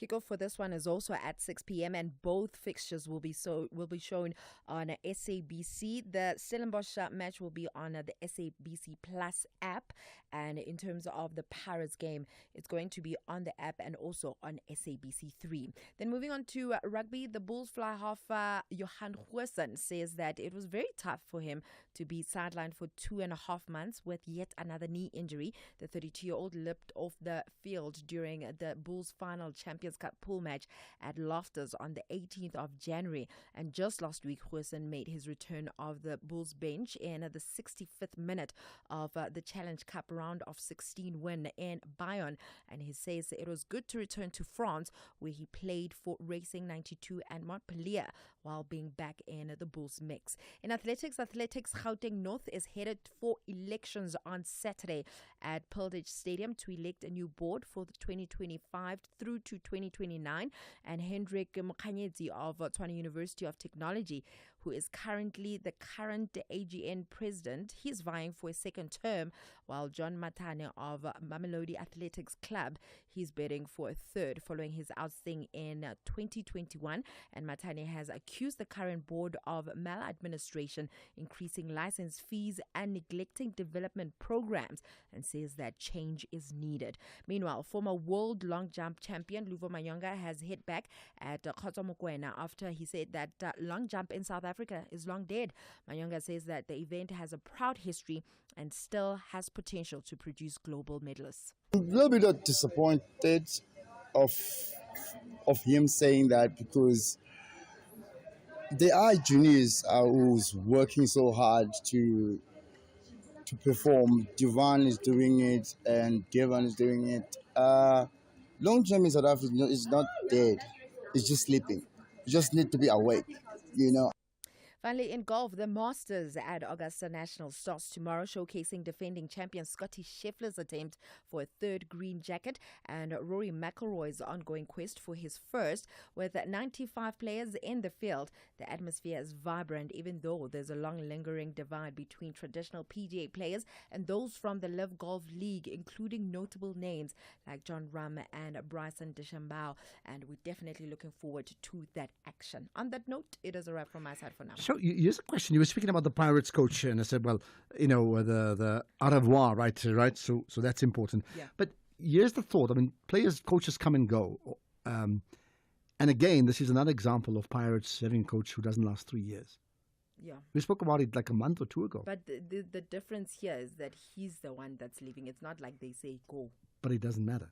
At the end of the day, there's just a lack of sustainability. It does matter. But you can't build an empire. I get you. When you've got a coach, because whoever comes in now, whoever that person is, you know, you don't know what's going to happen the next. There's no guarantee. Yeah, that's exactly what our technical guy here was saying, that, you know, it's quite unfortunate because it seems like Orlando Pirates was starting to get together and there was some sort of direction. But now, with whoever's going to come in, will they be able to pick off from where Jose left off moving forward? And that's the big question. There's absolutely no guarantee. Here's the last thing very quickly. He's leaving is leaving. Are you in favor of a coach leaving, announcing his departure with like 2 months of the season to go? To give the club enough time to search for a new coach? Why not?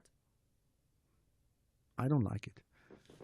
I think it disrupts the team. That's why they're focusing on, even now, he's got a Champions League game on now and they're worried about whether... Don't you think it's going to be motivation for the players?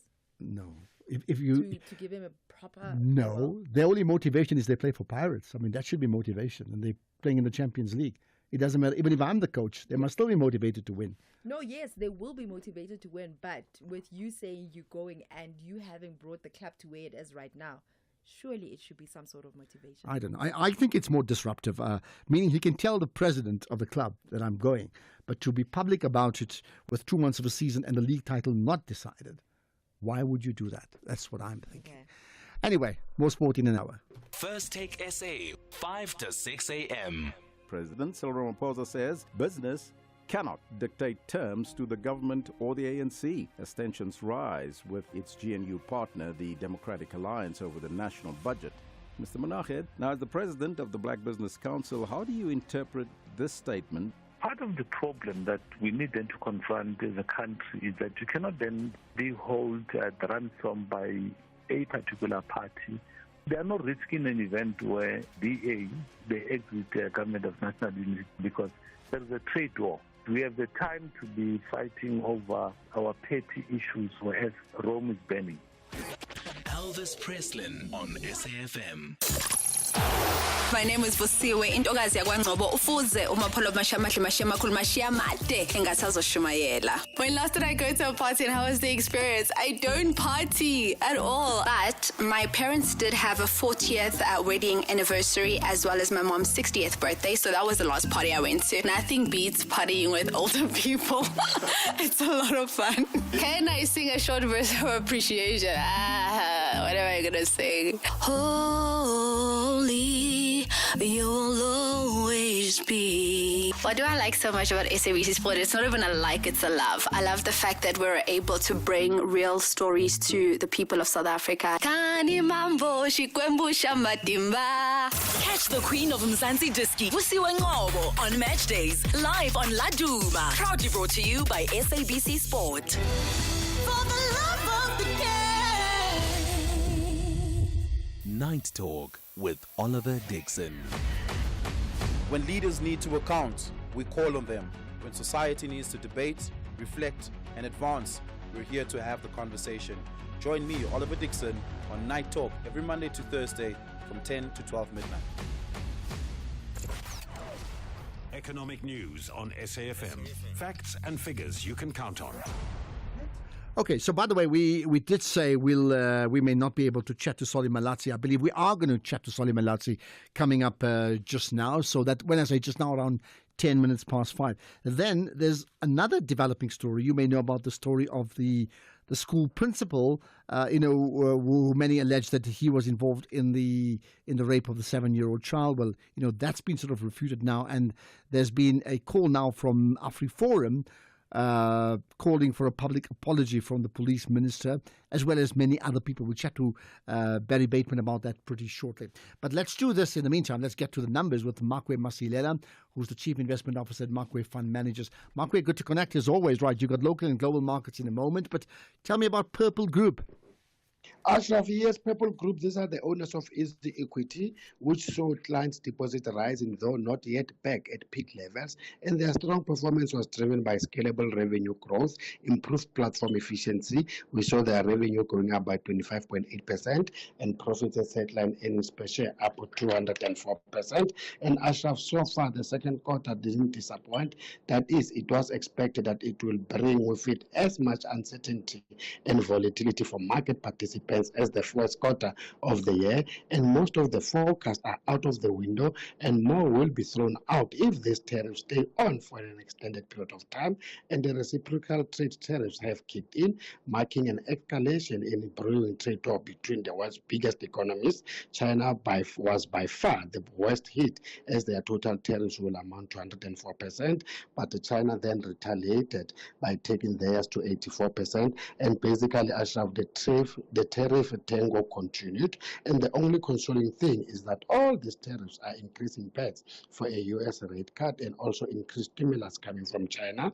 Oil prices plunged as much as 7%, hitting fresh 4-year lows before recovering some ground after China announced additional tariffs on U.S. goods as a way of retaliating. And unfortunately, at some point, Sasol also fell 7%, but now is only down 5%. Brent crude is down 2% at $60 a barrel, and Yole Metal did the opposite, driven by safe haven appeal, also getting a boost from a falling dollar.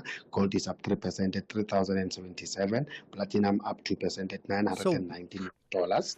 Investors continue to see rate Ashraf, with the local post down 1.5%. Okay, thanks for that, Makwe. Right, we will we'll have more from Makwe tomorrow, right?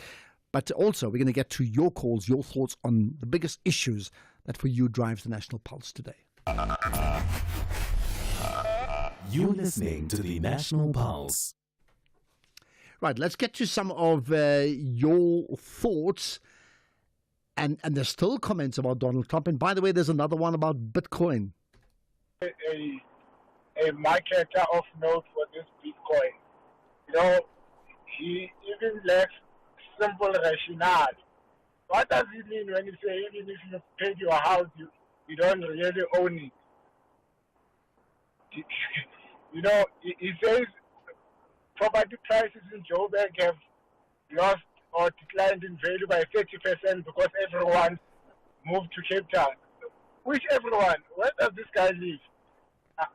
I think sometimes people should be careful that you are able to market your own, your own product without really casting aspersions on the other product. Because what he's saying now is like insane. I don't know where does he live, but yeah. You don't know where he lives, thank you. okay? He's the chairperson of Altvest, by the way. You can just check that out. So you're talking about a person who certainly knows the global market extremely well. Now, you don't have to agree with him. His point about the house, I think he's right. Meaning, even if you own the house, what he means, you are still vulnerable. I mean, he didn't say that literally. You need to understand that. You are vulnerable to market forces. So you have a home that's completely paid off, and around you, you get 10 people who move in, and whatever they do that drops the value of those properties, suddenly your house is worth less. And that happens. It has happened. That's the point he was making. But let's get more comments from you. Here's one. Good afternoon, Dada Ashraf. It's the Tracker here in Ceres, Western Cape. Dada Ashraf, shout out to the young boys who are riding their bicycles from Limpopo heading to Cape Town. I heard that they were in Enova in the morning. Now I think they are heading towards Beaufort West. And also there's a gentleman who is pulling across. He's also heading that side of Gauteng. Shout out to these guys for the good cause that they are doing. Well done to them. Shout out to them, man.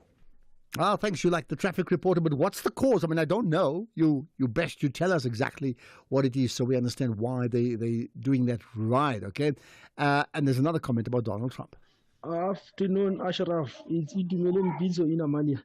I think what Donald Trump is trying to do, it's very wrong, or it seems like a very frustrated leader, because I think all of us in this world, we are needed in each other. Why should he every time increase tariffs? No, what Donald Trump is trying to do is really unlawful. No. Thank you, Idumelen Bizo in Amalia, my brother. Okay, got that. And there's been further comments. In fact, the court case issued on the EFF and the DA, both effectively taking the issue about the budget speech to court. Here's a response. Good afternoon, Ashraf. I commend DA and EFF for taking this budget matter to court. The ANC must accept that gone are those days where they shove every aspect on other parties' throats because of the power they had. The constituent has reduced them to an ordinary party, so ANC must not just behave as a big brother for other parties. Other parties have got a right, it's their constitutional right to reject anything that does not go accordingly. So ANC must stop crying like babies of thing of budget. If other parties are unhappy, they are unhappy, they must just accept they are no longer the majority which used to do things as they wish because of numbers. It's Thabo Manyike here. Okay, got that. Well, okay, you've just expressed your opinion on that one. I wonder whether others think that they are right. And here's one about the DA's position on that legal issue. Hi, Ashraf. The DA may win the budget court case based on technicalities. However, as a party within a coalition, the main thing that you would like to win is to retain the power that you entered the coalition with, the credibility of which that's what they have lost, right? And I don't foresee them getting anything tangible going forward, not within the GNU. The ANC has an upper hand now. I would advise them rather to salvage their dignity and rather resign and become the main opposition party. And that way they'll probably regain maybe some of the credibility that they have lost. Mongezi, Kutendane. Okay, that's another, right? And it's interesting how many people have these views, right? So let's get another thought, going back to someone we just cannot ignore. Afternoon, Ashraf. It's Idumelen Bizo in Amalia. I think what Donald Trump is trying to do, it's very wrong, or it seems like a very frustrated leader, because I think all of us in this world, we are needed in each other. Why should he every time increase tariffs? No, what Donald Trump is trying to do is really unlawful. No. Thank you, 2 million people in Amalia, my brother. Okay, and there's one more that I can play, and it's in support of the Chinese.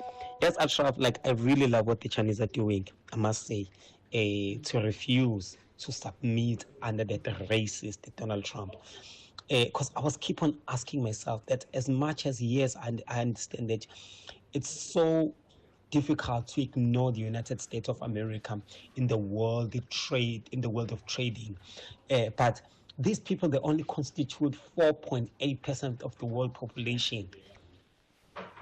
They only constitute that, which means that if we can just shift our eyes away from those people, away from that country, we can always survive. We can always survive. So I really love what the Chinese government are doing, and one has to applaud them. And yeah, I love it. I love it. Okay, and just a quick comment, Ashraf, let's not forget the US once said that they will deal with the BRICS countries if they try to introduce the BRICS currency and its agreement policy. As the world, we are now in crisis because of those BRICS, the BRICS summit from Brian Mabaye, right? And here's another very quickly, Ashraf. Ashraf, that George building collapse, when you mentioned the skill shortcomings, you could have just as well been talking about our government, as we are in a very, very dangerous hands. It explains all the disastrous, I'm trying to read that, it explains all the disasters our economy is subjected to daily, from Eben in Bloemfontein. Well, you think about it. The Saints are pumped up to fight even harder in search of 3 points on home ground. And Smallbone has scored his first Premier League goal. Liverpool stood like statues. Meanwhile, the Villains are chasing a win to secure a decent top half spot. Tielemans to Rashford. Rashford fires it in. Oh, it's got in! It's turned over by Marco Asensio again. 2 from him, 2 for Aston Villa, and 3 points surely. This is the Premier League. Experience the thrilling encounter between Southampton FC and Aston Villa FC on Saturday, 12 April at 3:30 p.m. live on S3. Also available at your fingertips on SABC Plus. Proudly brought to you by SABC Sport. For the love of the game.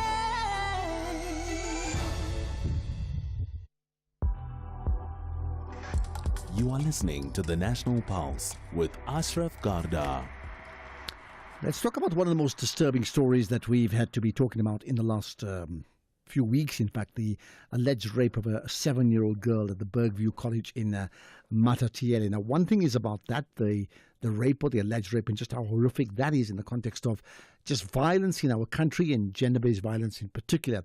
But there's another issue around it that's important, and that issue is that regards the principal of Bergview College, right, Jaco Pieterse, who there's an issue about him being identified or fingered as someone who either was directly involved in the rape or the alleged rape, or who had obstructed a police investigation into the rape of a child at that school, right? Now, there's been a response regarding that, and because there's been developments around it. So let's speak to Barry Bateman, who is the spokesperson for the AfriForum Private Prosecution Unit. Barry, appreciate your time. Thanks for joining us on the National Pulse. Good afternoon, Ashraf. Thanks for having me. All right. What you have a specific position in defending and representing the school principal of Bergview College, Jaco Pieterse. So tell me about it. Well, what we've done now is we've asked for the Minister of Police, Senzo Mchunu, to issue a public apology, and we're also going to advise our client and guide him through the process of filing criminal charges against him for defamation. The situation we found ourselves in could have been prevented a week ago if the Minister had just stated what was fact and put everything to bed. We issued a statement on Saturday, a week ago, on the Saturday, saying that Mr. Pieterse, which is fact, Mr. Pieterse was never a suspect in the matter. He was never regarded as such, and he had cooperated with the police entirely. The Minister, 4 hours later, issued a statement saying the opposite, that in fact Mr. Pieterse was a suspect. He left that linger for the entire week as the entire country speculated on this fictitious claim that he was a suspect. It has destroyed the man's life. It has damaged the schooling community. And this could have been stopped if the Minister had simply told the truth and set the record straight. But he didn't, and there must be consequences for that. Well, what is your understanding of why the minister did not, correct the earlier statements? Well, the minister's going to have to come and explain that. What we do know now is that the police never had a suspect in this particular case. All they had were persons of interest. In fact, the NPA decided not to prosecute in November last year. So why the minister would come out and say on his briefing that there were in fact suspects, knowing that they weren't, he must come and explain that. He must offer an explanation for why he would say that. Okay, in terms of the public apology, I understand you've mentioned the minister, but there are others as well that you're expecting a public apology from them too. Well, they don't have to apologize, but we all take them to court and prosecute them, and that include ANC Secretary General Fikile Mbalula. We've got the MEC for Education in the Eastern Cape, and Mr. I forget his name now, but also Julius Fundile Gade, yeah, right? Mm-hmm. These are all people who made the false allegation, even went as further as to convict this man of being a rapist publicly. There needs to be consequences for this. Let's go back to the minister. I mean, besides you talking to me on radio here and issuing a statement, considering where you sit in terms of being part of the AfriForum private prosecution, I mean, do you have an audience for the office of the minister to say, you were wrong there, just do this? Has that happened? Sorry, could you repeat that? Do you have access to the minister to say you were wrong? Can you apologize now? I know you're doing it on air, but have you approached the minister directly? We have been writing to the SAPS's most senior management on this matter. We've written 4 times now, the first in February and the last in the last week. The minister had an opportunity to set the record straight, and he chose not to. There ought to have been communication between senior management in the police and the minister. He knows well what he ought to have done. So it's not that we need an audience with the minister. He should have done what he was duty-bound to have been doing. Okay. Anything else you'd like to add to that? Well, it's just an unfortunate situation because I see it's still being reported that the child was allegedly raped at the school. There's not a single shred of evidence that ties anything that happened to the school or the principal. Nothing. The only way that the principal was tied into this is that he simply happens to be the principal of a child who is the victim of a rape. There's no evidence to tie school in any way to this, but it is having continued repercussions for this entire community. Okay. And it is shocking. It's a failure by the police. Do you have a sense of what actually happened? I don't mean genuine, because I know it's alleged, but what do you know? What we do know, and this is based on the timeline that the mother has provided, and this is her version, that the child came home from school on the Monday afternoon. She wasn't complaining of pain. Tuesday morning, there was no complaints of pain. Same as on Tuesday afternoon. But that evening, around about a time that the family was slaughtering a cow and there was apparently a party at the house, that's when she first complained of pain. And according to the mother, it was severe trauma that the child suffered. If you look at these objective facts and you follow a timeline, it is simply impossible that the child had suffered the harm on the Monday. It could only be the irresistible inferences that it took place on the Tuesday evening. And we believe that's where the police should be focusing. And this whole online detectives and the social media campaign has distracted the police away from where they should be focusing their attention. And just lastly, do you think they are focusing on that as per your recommendation now? I think they are, because if you just listen to what they've said, the principal and, in fact, anybody related to the school have now been ruled out. There were never any persons of interest. And the other aspect as well, there's this whole going on about the DNA, Ashraf. There's no reference sample to compare it against. So people call it the DNA. I don't know if they have this idea that, it's some elixir or something that magically links somebody to a crime. You've got to have a reference sample to compare a suspect sample against. That does not exist. So this whole debate, the fact that it is continuing is mind-boggling. Okay, got that. Appreciate your thoughts here, Barry Bateman, spokesperson for the AfriForum Private Prosecution Unit. Thank you for that. Just time for maybe a couple of more comments. Well, here's the question regarding crypto, and I made the point that is it a pyramid scheme? And of course, the guest said no. Here's one response. Ashraf, this gentleman on Bitcoin, obviously, he's going to sell Bitcoin and then he's done playing the value of the others, obviously, because they are his competitors. In any case, cryptocurrencies, Bitcoin included, It's a glorified Ponzi scheme. What kind of a currency, what kind of a viable currency it decreases in availability? So the value increases because it's becoming less and less and less. What kind of a currency is that? This is a glorified Ponzi scheme. Thanks, Rich. Okay, got that.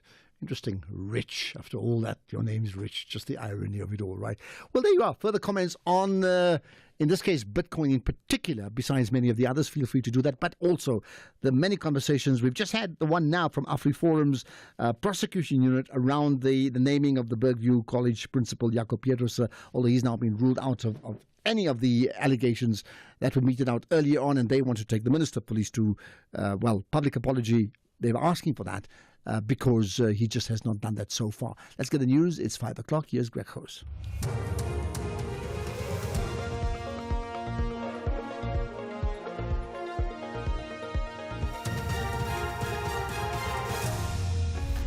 Thank you, Ashraf. In this news update, an increase in economic transactions and AI is in the spotlight at G20 meeting. Good day to you. Bankserv Africa's Economic Transactions Index has recorded an increase in economic transactions in March. This comes despite tough economic conditions, including an intensifying global trade war. The index measures the value of all electronic transactions cleared through Bankserv Africa on a monthly basis at seasonally adjusted real prices. Economist Elise Kruger. The Bankserv Africa Economic Transactions Index increased marginally in the month of March, reflecting amongst others a favourable retail environment, with headline inflation still low at 3.2%, real wage increases on the table, as well as prime rate 75 basis points lower compared to a year ago. Where we are currently, we are growing below our potential, we are growing less than population growth, and we've got a very limited margin for unexpected shocks, as is playing out currently in the global environment. So this evolving trade war playing out globally, especially since the past week, will indeed be negative for South African economic growth. The Water and Sanitation Minister, Phemi Majordinas, has cautioned communities living along the banks of the Vaal Dam to remain vigilant following ongoing rainfall. 5 sluice gates have been opened as a safety precaution. She was speaking at the Vaal Dam in Denisville in the Free State. However, there's no extra water that is coming into the dam now. But should there be more water coming in, we are going to open other sluice gates. Before we do that, we are going to warn the community. Because at times when we open this sluice gate, people just walk in and thinking that in my area it's not raining. Therefore, when they see this water coming, they don't know what's happening. So we want to warn people in advance when we open the sluice gate. The Gauteng Department of Education has confirmed that a grade 8 learner stabbed a teacher at Hoërskool Die Burger in Randburg. The police and parents were informed and the learner has been apprehended. Department spokesperson is Steve Mabona. Subsequently, a police case has been opened by an educator, and as such, circumstances surrounding this incident will then be investigated by the police, while we also focus on the departmental one, as it is known that the SGB has a responsibility of making sure that there's discipline at the school. So they will also conduct their own investigation and take necessary steps accordingly. The Chief Justice, Mandisa Meyer, says she hopes the conference of the International Association of Women Judges will highlight the role women in leadership can play to address the scourge of gender-based violence. She's highlighted the significance of the sitting in Cape Town. What we therefore hope to achieve in these proceedings this week is to highlight the critical role that women in leadership positions can play to address the root causes of this scourge and to develop effective strategies for its prevention and response thereto. Although significant progress has been made in the international and national efforts to combat gender-based violence and femicide, with various laws and policies implemented to address it, this social ill remains widespread with devastating consequences. Discussions around the equitable and inclusive use of artificial intelligence, or AI, have dominated the G20 Digital Economy Working Group meeting in the Nelson Mandela Bay Metro in the Eastern Cape. African Union Development Agency representative Brando Chidi Okolo. Among the youth in the startup world and some of the business environments, there are already people that have incorporated AI into their business processes. In terms of who is doing better, it scales with your digital infrastructure. So if the more advanced or the more mature your digital infrastructure is, it's easier for you to use these modern tools like AI. We're doing a lot already in the continent. Our key focus is on how do we come up with a structure that would bring equity. The top story, Bankserv Africa's Economic Transactions Index has recorded an increase in economic transactions in March. That's SAFM News. I'm Greg Hus. In sports this hour, South African football takes big strides towards bringing in VAR. Pirates players focused on finishing strong, not Rivero's exit, and World Rugby confirms the bomb squad tactic won't be banned. More details at 5:30. SAFM, guiding you through the rush hour traffic. Good afternoon. Starting off in Gauteng, the N1 southbound in Randburg, queuing towards Malibongwe Drive, and the N1 southbound in Soweto has a crash reported at the N17 Soweto exit. In KZN, the N3 eastbound has a stationary truck before Mlaws Road. The N2 northbound has a crash after the M25 Commercial Highway, and on the N3, a lost load recovery underway near Van Reenen Town with stop-go controls in place, causing heavy traffic in both directions. In Cape Town, the N2 Nelson Mandela Boulevard outbound queuing towards Hospital Bend, the M5 southbound is queuing towards the N1 highway exit, and the N1 outbound has a stationary vehicle reported on Plattekloof Hill. With your traffic update, I'm Irma G. The National Pulse with Ashraf Garda on SAFM. You're listening to the National Pulse, weekdays 3 to 6 p.m.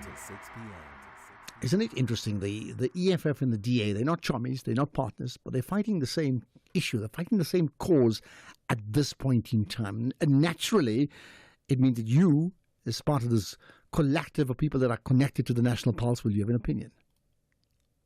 Good afternoon, Ashraf. I challenge those people who say the DA and EFF has gone to court, so they are going to win. They are not going to win. It's just a wasting of time, because everything that was done legally and lawfully. Jacob from Germiston. Well, okay. I hear your point of view. Let's see if you're correct. I'm going to let's play another voice note around the Metro Police case. Ashraf Gatra, tell me, mister, about that case of those, Ekurhuleni Metropolis who were protesting illegally using the state resources with the gun blocking the national road, of which is a freeway. I think like now, there's no court, there's no case, nothing, and the court will just say the judges, there's no evidence. I don't know what kind of evidence the judges are looking for. Can't they just go in there and then, checking for themselves if maybe something is happening, because they always no case, but they yet a problem. Well, thanks for putting that on the agenda, because I think you've done just that. Here's another comment on two issues of the day: Trump, Bitcoin. Good afternoon, Ashraf and the SAFM listeners. I just want to make a comment on the Bitcoin guy and what Donald Trump is doing. There's a distinct relationship. The economic meltdown and the introduction of the single currency, the digital currency, and the mark of the beast. Watch the space. My name is Victor from Limpopo in Venda. Thank you. The mark of the beast. When last did I hear that? Hey, these phrases sort of give me the crux, man. I'm sure they do the same thing for you as well. Right, let's talk to the Minister of Communications right after this. The National Pulse with Ashraf Garda, weekdays 3 to 6 p.m. Right, Solly Malatsi is the Minister of Communications and Digital Technologies. Appreciate your time, Minister. Thanks for connecting on the National Pulse.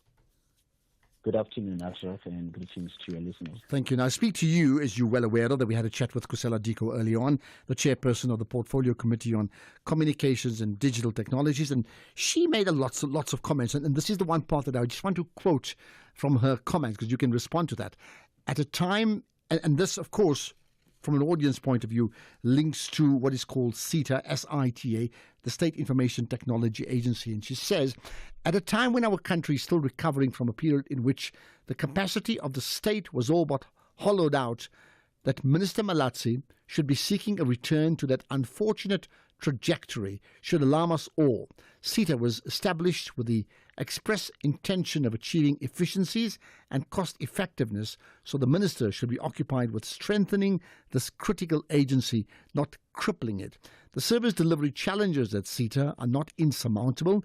They require effective leadership prepared to put in the work, like many other ministers, to rebuild and strengthening existing state institutions. Now, that's just one part of it. Essentially, what Kusela Diko is saying, the minister, is that your plan to effectively decentralize digital communications to departments effectively is going to cost a lot more money, but more importantly is inefficient, and in terms of the crossover of providing information from one department to another will just not happen. So, your response? That diagnosis by the chairperson, unfortunately, is misinformed. And I say this with the greatest respect, because the purpose of the intervention that I've initiated in the form of a regulation, which seeks, Ashraf, to achieve one thing, which is to give the department to have the choice in the event that they are able to present a business case that is at a lower cost than what SITA would usually code for, and at a quicker turnaround time than what SITA would be in a position to do so, for them to procure those ICT needs outside of SITA, particularly given the scale of the inefficiencies that have impacted and in many instances even hampered government departments from being able to meet their ICT needs. And this has been informed not just by a sudden realization by a Solly Malatsi, but by a genuine concern that has been raised by government departments across the GNU, even including provincial governments, who are saying that they are currently handicapped due to limited responsiveness on the part of the capacity of SITA. And what this seeks to do is not devolve, is to give the choice. SITA will still be able to set the standards, and if departments are in a position or are not in a position where they cannot procure outside of SITA, they will still be able to do that. And what has been encouraging in this, Ashraf, is that the law requires that prior to a minister reaching the stage of the publication of those regulations, they consult with executive authorities.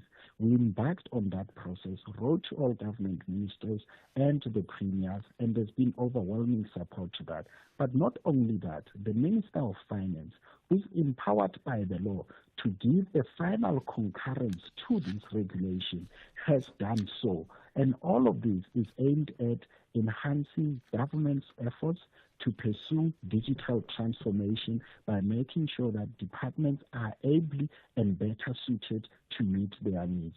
It is no effort, and I don't know why the chairperson would choose to frame it in that way when she's been aptly aware of the concerns by government departments.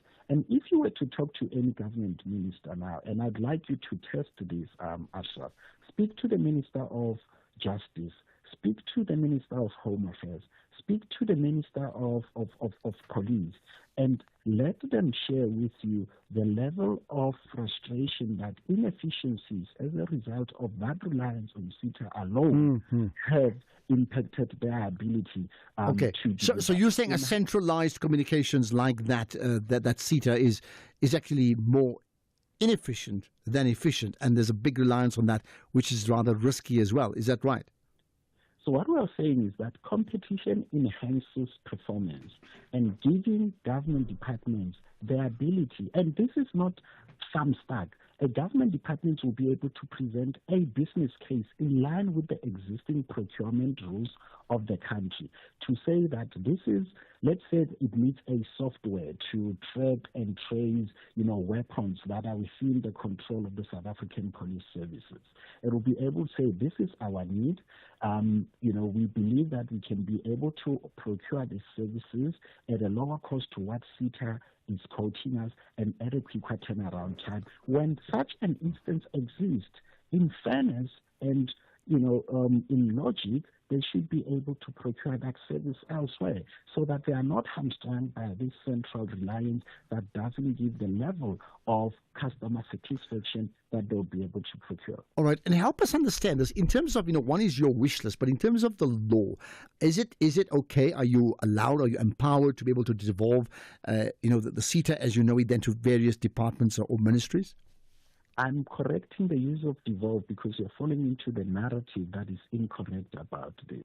It is the law, the SETA Act allows for departments to be able to apply to the minister currently for an exemption when they want to procure outside of SETA. The problem with doing an exemption is it actually grants unnecessary and undue power to one individual, being the Minister of Communications, to make that call.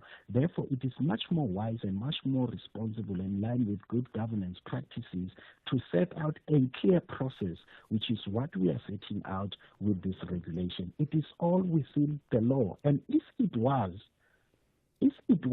outside of the law, why would the Minister of Finance give their concurrence to something that is outside the law? Okay, here's the last thing. You have a position, you represent a ministry. Kusela Diko is the chairperson of the Portfolio Committee on Communications and Digital Technologies, and she made the point, which I'm aware of, that they also play a very important oversight role. How is it possible that two people in key positions can so differ in terms of their interpretations of what's right and what's wrong? I mean, she believes you're wrong, you believe she's got it wrong. How is that possible when you are close to each other in terms of government and somebody's getting it so wrong? Well, it is for the public to use the basis of our versions to determine who is correct in terms of the law. And I'm saying to you, my cabinet colleagues have written in favor of these regulations. The Minister of Finance, who is required by law to give his concurrence, has done so. If I saw acted outside of the boundaries of the law, would all these other ministers condone a minister acting outside of the law? That would be highly unlikely, and that just exposes how the chairperson, unfortunately, on this particular matter, is not properly informed. Okay, last thing, besides, sending letters to each other, why don't the two of you have coffee together? We do have, interestingly, we do have coffee regularly on this. I saw the statement from the Portfolio Committee chairperson over 2 days ago, and this was on the basis of an oral question reply that I had given to Parliament 2 weeks ago. But it is important when incorrect information is shared publicly that the correction is equally public to show that there is nothing surreptitious about it. Okay, that's where we're going to leave it for now, unless that story develops. And I'm sure you understand my point, because when things go digital, they tend to go viral as well. Solly Malatsi, Minister of Communications and Digital Technologies, much appreciate your time. Right now, we'll have a podcast of that and the earlier conversation with Kusela Diko as well up pretty shortly. You can check it out. Go to SAFM's website, safm.coza, and then go podcast, go National Pulse, and then you find all the interviews that we've done today and yesterday and the day before and so on and so on. You get my point. Some of them also are tweeted out as soon as we talk, so you can just check it out on the Twitter or the X platform. We'll get a chance to take your calls as well shortly, not quite now, but there's another issue that is a rather disturbing story, and we have those disturbing stories, sadly, which we'll get to right after this. The Bavarians want to display quality play to emphasize why they are called FC Hollywood. But BVB is courageous to cement a decent spot in the top half. It's all or nothing. This is the Bundesliga. Football as it's meant to be. Catch one of the world's greatest football derbies. The Klassiker. FC Bayern München versus Borussia Dortmund. This Saturday, 12 April at 6:30 p.m. Streaming live on SABC Plus and SABC Sport on TTT Channel 4. Proudly brought to you by SABC Sport. For the love of the game.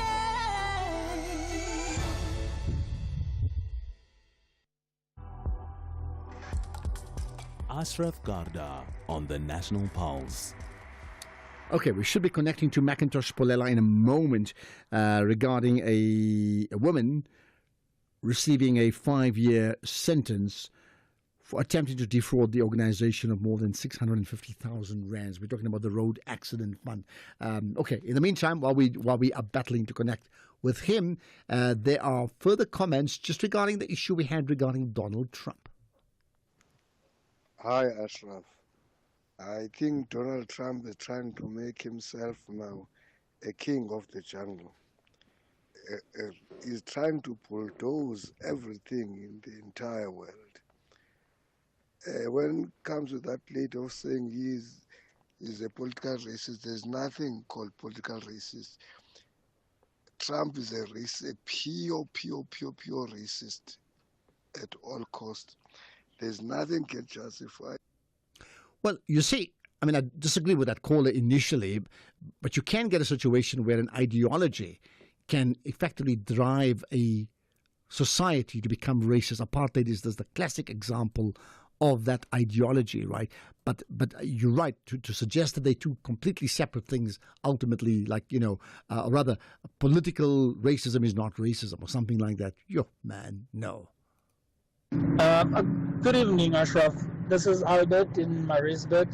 I just have one quick question. What makes Donald Trump so confident? I mean, the man is provoking trade war with everyone. So that means something must tell him that he can do that and win. So that there must be something that he knows that we don't. So what makes him think that he can take on everyone and come up on top? I mean, for example, what if everybody goes on a trade war with the USA? What makes Donald Trump so sure that he cannot be harmed by these wars? I tell you what, it's not just what makes him confident about this trade wars. Donald Trump is confident even when he's getting a hiding. I mean, we've seen that before. Even when he lost that election the previous time, he was quite happy to rouse up support amongst his supporters, say, come on, take the march to Capitol Hill. I mean, that's the nature of the person. The question is, to what degree do we respect him? Or do we say, man, the man's got drive. We can learn from him. Think about it. Right, Macintosh Polela in a moment. X at SAFM Radio and at Ashraf Garda.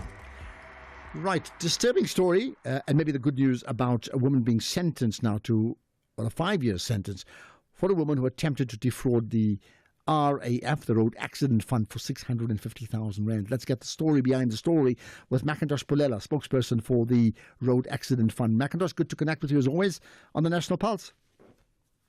Hi, good afternoon. I hope you're well. And indeed, we're very happy about the sentence given, although I must say, Ashraf, that we would have preferred a custodial sentence. But any message that we send out to would-be fraudsters is welcome indeed. All right, give us the context. What actually happened? So what the lady actually did was to submit the same claim twice in Motherwell, indicating that she was involved in a car accident, and then also submitted the same claim, indicating that she was a pedestrian and that she was hit by a car. And it was picked up when she submitted for the second time that this was the same person. And it was found out when she indicated in her claim that she couldn't work, and so claimed, monies that she would have lost had she was working, because she was supposedly now incapacitated. It was discovered that actually she was not employed at all. You must remember that we do compensate people for loss of earnings if you've been working. Yeah, understandably so. And I take it in terms of it being picked up, she had to submit her ID document, right? So it's a pretty easy pickup in that case, right? No, it's easy to track, but also you must understand, Ashraf, that they submit these claims through lawyers. And so when we receive claims through lawyers, you would think that they've done the due diligence, and we continue to obviously, process the claims. And it was in the process of looking through the claim that it was discovered that this was one person, and this person was claiming for the second time, and there were similarities in the claim, except for obviously the cause of her injuries, which was one, the first time she was involved in an accident in a car. Number two, she was she was a pedestrian, and that's where the suspicions were raised and the investigations were started by our forensics investigations department. What's the bottom line to this? I mean, what's the big lesson or takeout from this? Well, the takeout is obviously what we continue to warn people about, that it's becoming increasingly very difficult to be able to get a buck from the road accident fund fraudulently, and that you will be found out, and that you will get a criminal record, and at worst you will go to jail. Okay, lessons learned indeed. Sad story indeed, but good news in terms of an actual conviction as well.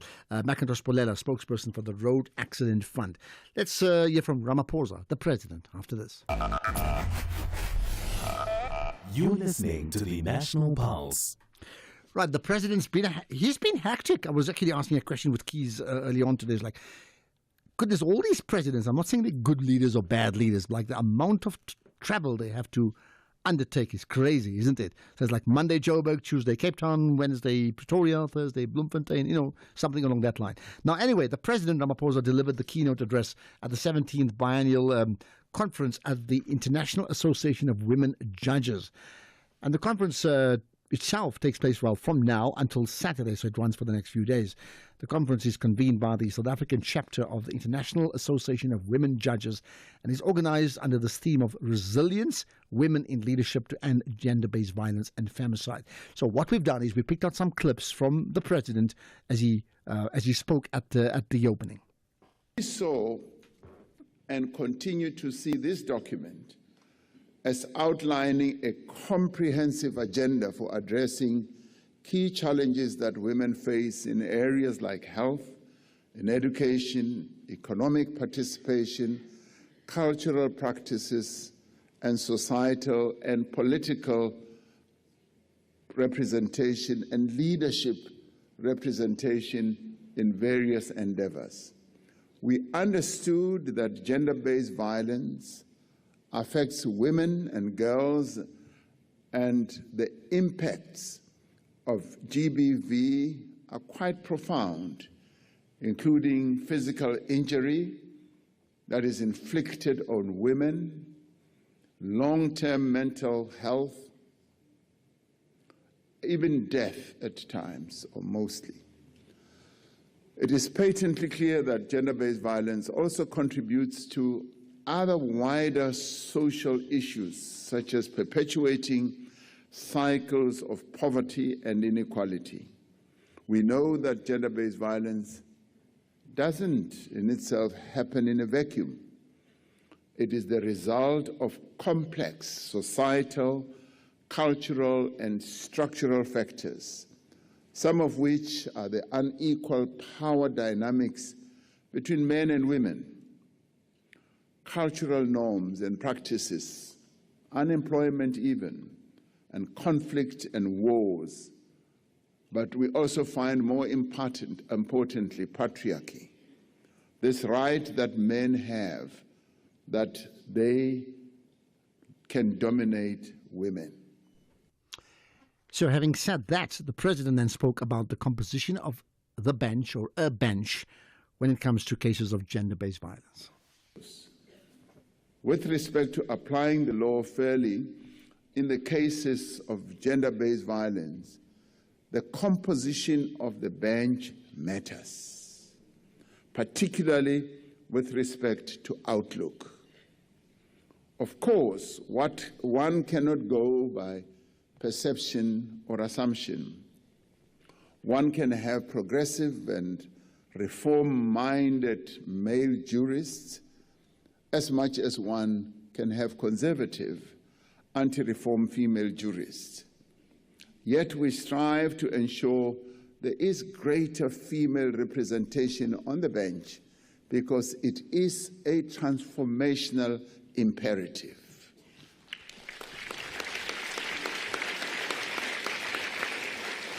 Now, as South Africa, we have come a long way from a time when the bench had only 3 black male judges during and towards the end of the apartheid era, what Americans call apartheid, what we call apartheid. and we didn't have a single black woman on the bench. Today, approximately 48% of judges in our superior court are female. Now, in my book, that is great progress. And of course, because we want parity, I want 50 and more percentage to be women. Well, that's the president. Let's get straight to the news with Greg House.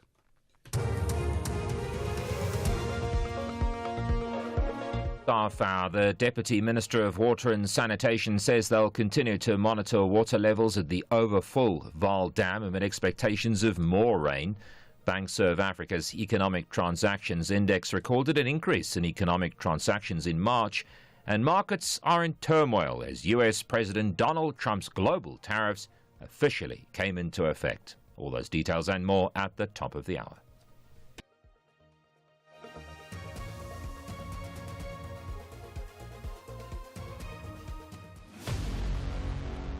This summer, SABC brings us together anytime, anywhere. Catch all the drama, entertainment, and sport on SABC TV. Turn up the volume with your favorite hits and shows on SABC Radio. Stream wherever you are with SABC Plus and join the fun at unmissable SABC events near you. From breaking news to moments that move us, SABC is your companion for every summer memory. Celebrate a summer of togetherness with SABC, your home for connection, entertainment, and inspiration. SAFM, guiding you through the rush hour traffic. Good afternoon. Starting off in Gauteng, the N3 southbound in Bedford View has a stationary vehicle near Van Buren Road. The M1 southbound in central Johannesburg queuing towards Crown Interchange. The N1 southbound in Centurion has a crash before Brakfontein Interchange. All lanes are open, and the R24 eastbound in Kempton Park has a crash reported before the R21 airport interchange. In KZN, on the N3, a lost load recovery underway. That's near Van Rieenen Town with stop-go controls in place, causing heavy traffic both ways. In Cape Town, the N1 outbound has a stationary truck before the M5 Koeberg interchange, causing heavy traffic leaving the city centre. The R300 southbound queuing towards Stock Road exit, and Voortrekker Road in Goodwood has heavy traffic at the N7 checks Hartwell Drive junction. With your traffic update, I'm Irma G. This is SAFM Sports with Tuming Kapele. Right, to me, earlier on we were talking about au revoir, if you get my point, for the Pirates coach, right? There's been comment from a listener. Let's play that first. Hi, Raf. Hope you're well, man. No, man, just want to make a comment on your point about the Pirates coach leaving. I don't think we have evidence whether announcing that he will be leaving the club now will be more disruptive or maybe motivate the players. And I think the only way we could know is just have to wait and see at the end of the season. But I don't think we can be 100% say that announcing it earlier will motivate the players or will demotivate or disrupt the team, rather than to just wait and see at the end of the season. But otherwise, it's been a good coach for Pirates, and we'll see who comes in next. Cheers. Okay, I think the point is well made. No clear evidence, lots of speculation. Yeah. Does a coach leaving early disrupt a team? I think it disrupts management, right? But does it actually disrupt results? In some cases it may, and in some cases it may not. Does it make a team play better where they're going to win titles because of it? There's no evidence for that either. So, but you've got more of that story. Yeah. Absolutely. I totally agree with our listener on that one. We'll have to wait and see. But according to Orlando Pirates captain Innocent Maila, he says that the players are fully focused on finishing the season strong and not distracted by coach Jose Rivero leaving the club at the end of the season. The Buccaneers take on MC Alger tonight in a crucial CAF Champions League clash as they look to book their spot in the semi-finals while also trying to be in the hunt for both the domestic title and the Nedbank Cup. I think we had our meetings, we had our discussions, and we all agreed that it's time for us to put our attention and focus on the competitions that we still need to compete. And we believe the time will come. later on, for all those moments. But for now, I mean, from the players' side, obviously we need to focus and put all our attention on applying ourselves perfectly with the game plan that we will have, starting tomorrow, the game here at Orlando. And yeah, I believe the time will come for us to focus on that. But for now, it's important for us to train well and make sure that we apply ourselves in games. I mean, his name is Innocent, and he's almost guilty in terms of he's saying it's time now for us to put our focus on the games. I'm paraphrasing, right?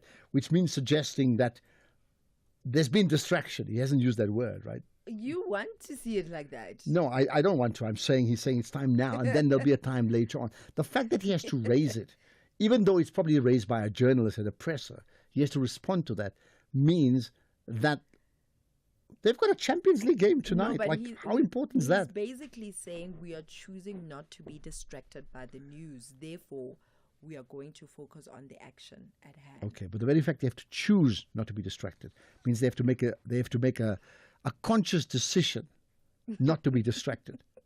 That's my point. We agree to disagree. But kickoff for that match is at 6 p.m. and it will be live on SABC3. Meanwhile, Stellenbosch coach Steve Barker says that for his players to reach the quarterfinals of the CAF Confederation Cup on debut is a milestone that they don't take for granted. And Stellies is away to Zamalek in where the first leg was a goalless draw.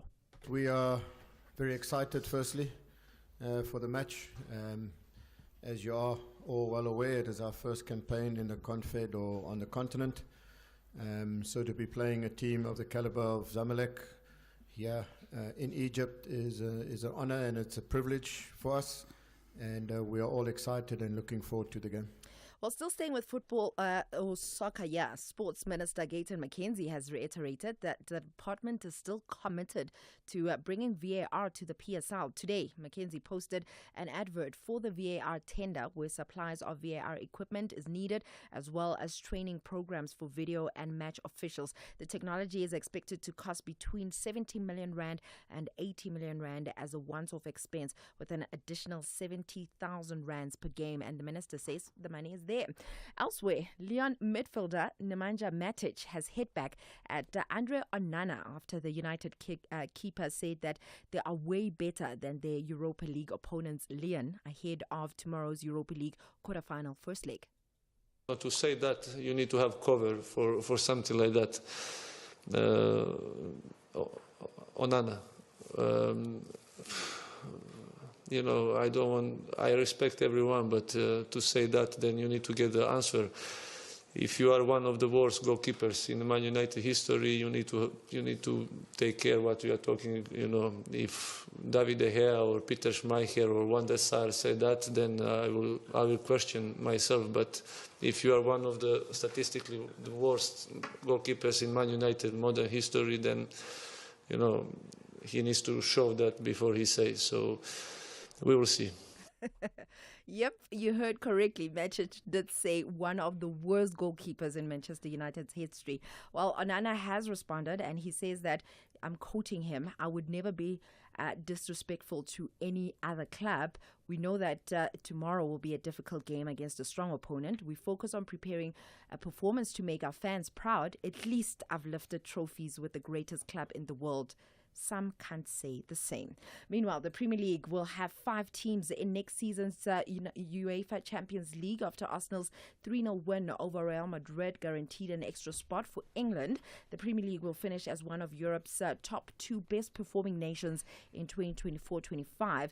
England currently sit top of UEFA's nation coefficients rankings for 2024-25, and they are ahead of Spain in second and Italy in third, and the Premier League could yet have a 6th spot in the Champions League next season, something no country has ever managed before. If one, Manchester United or Tottenham, can win the Europa League and earn the reserved qualification spot from that tournament.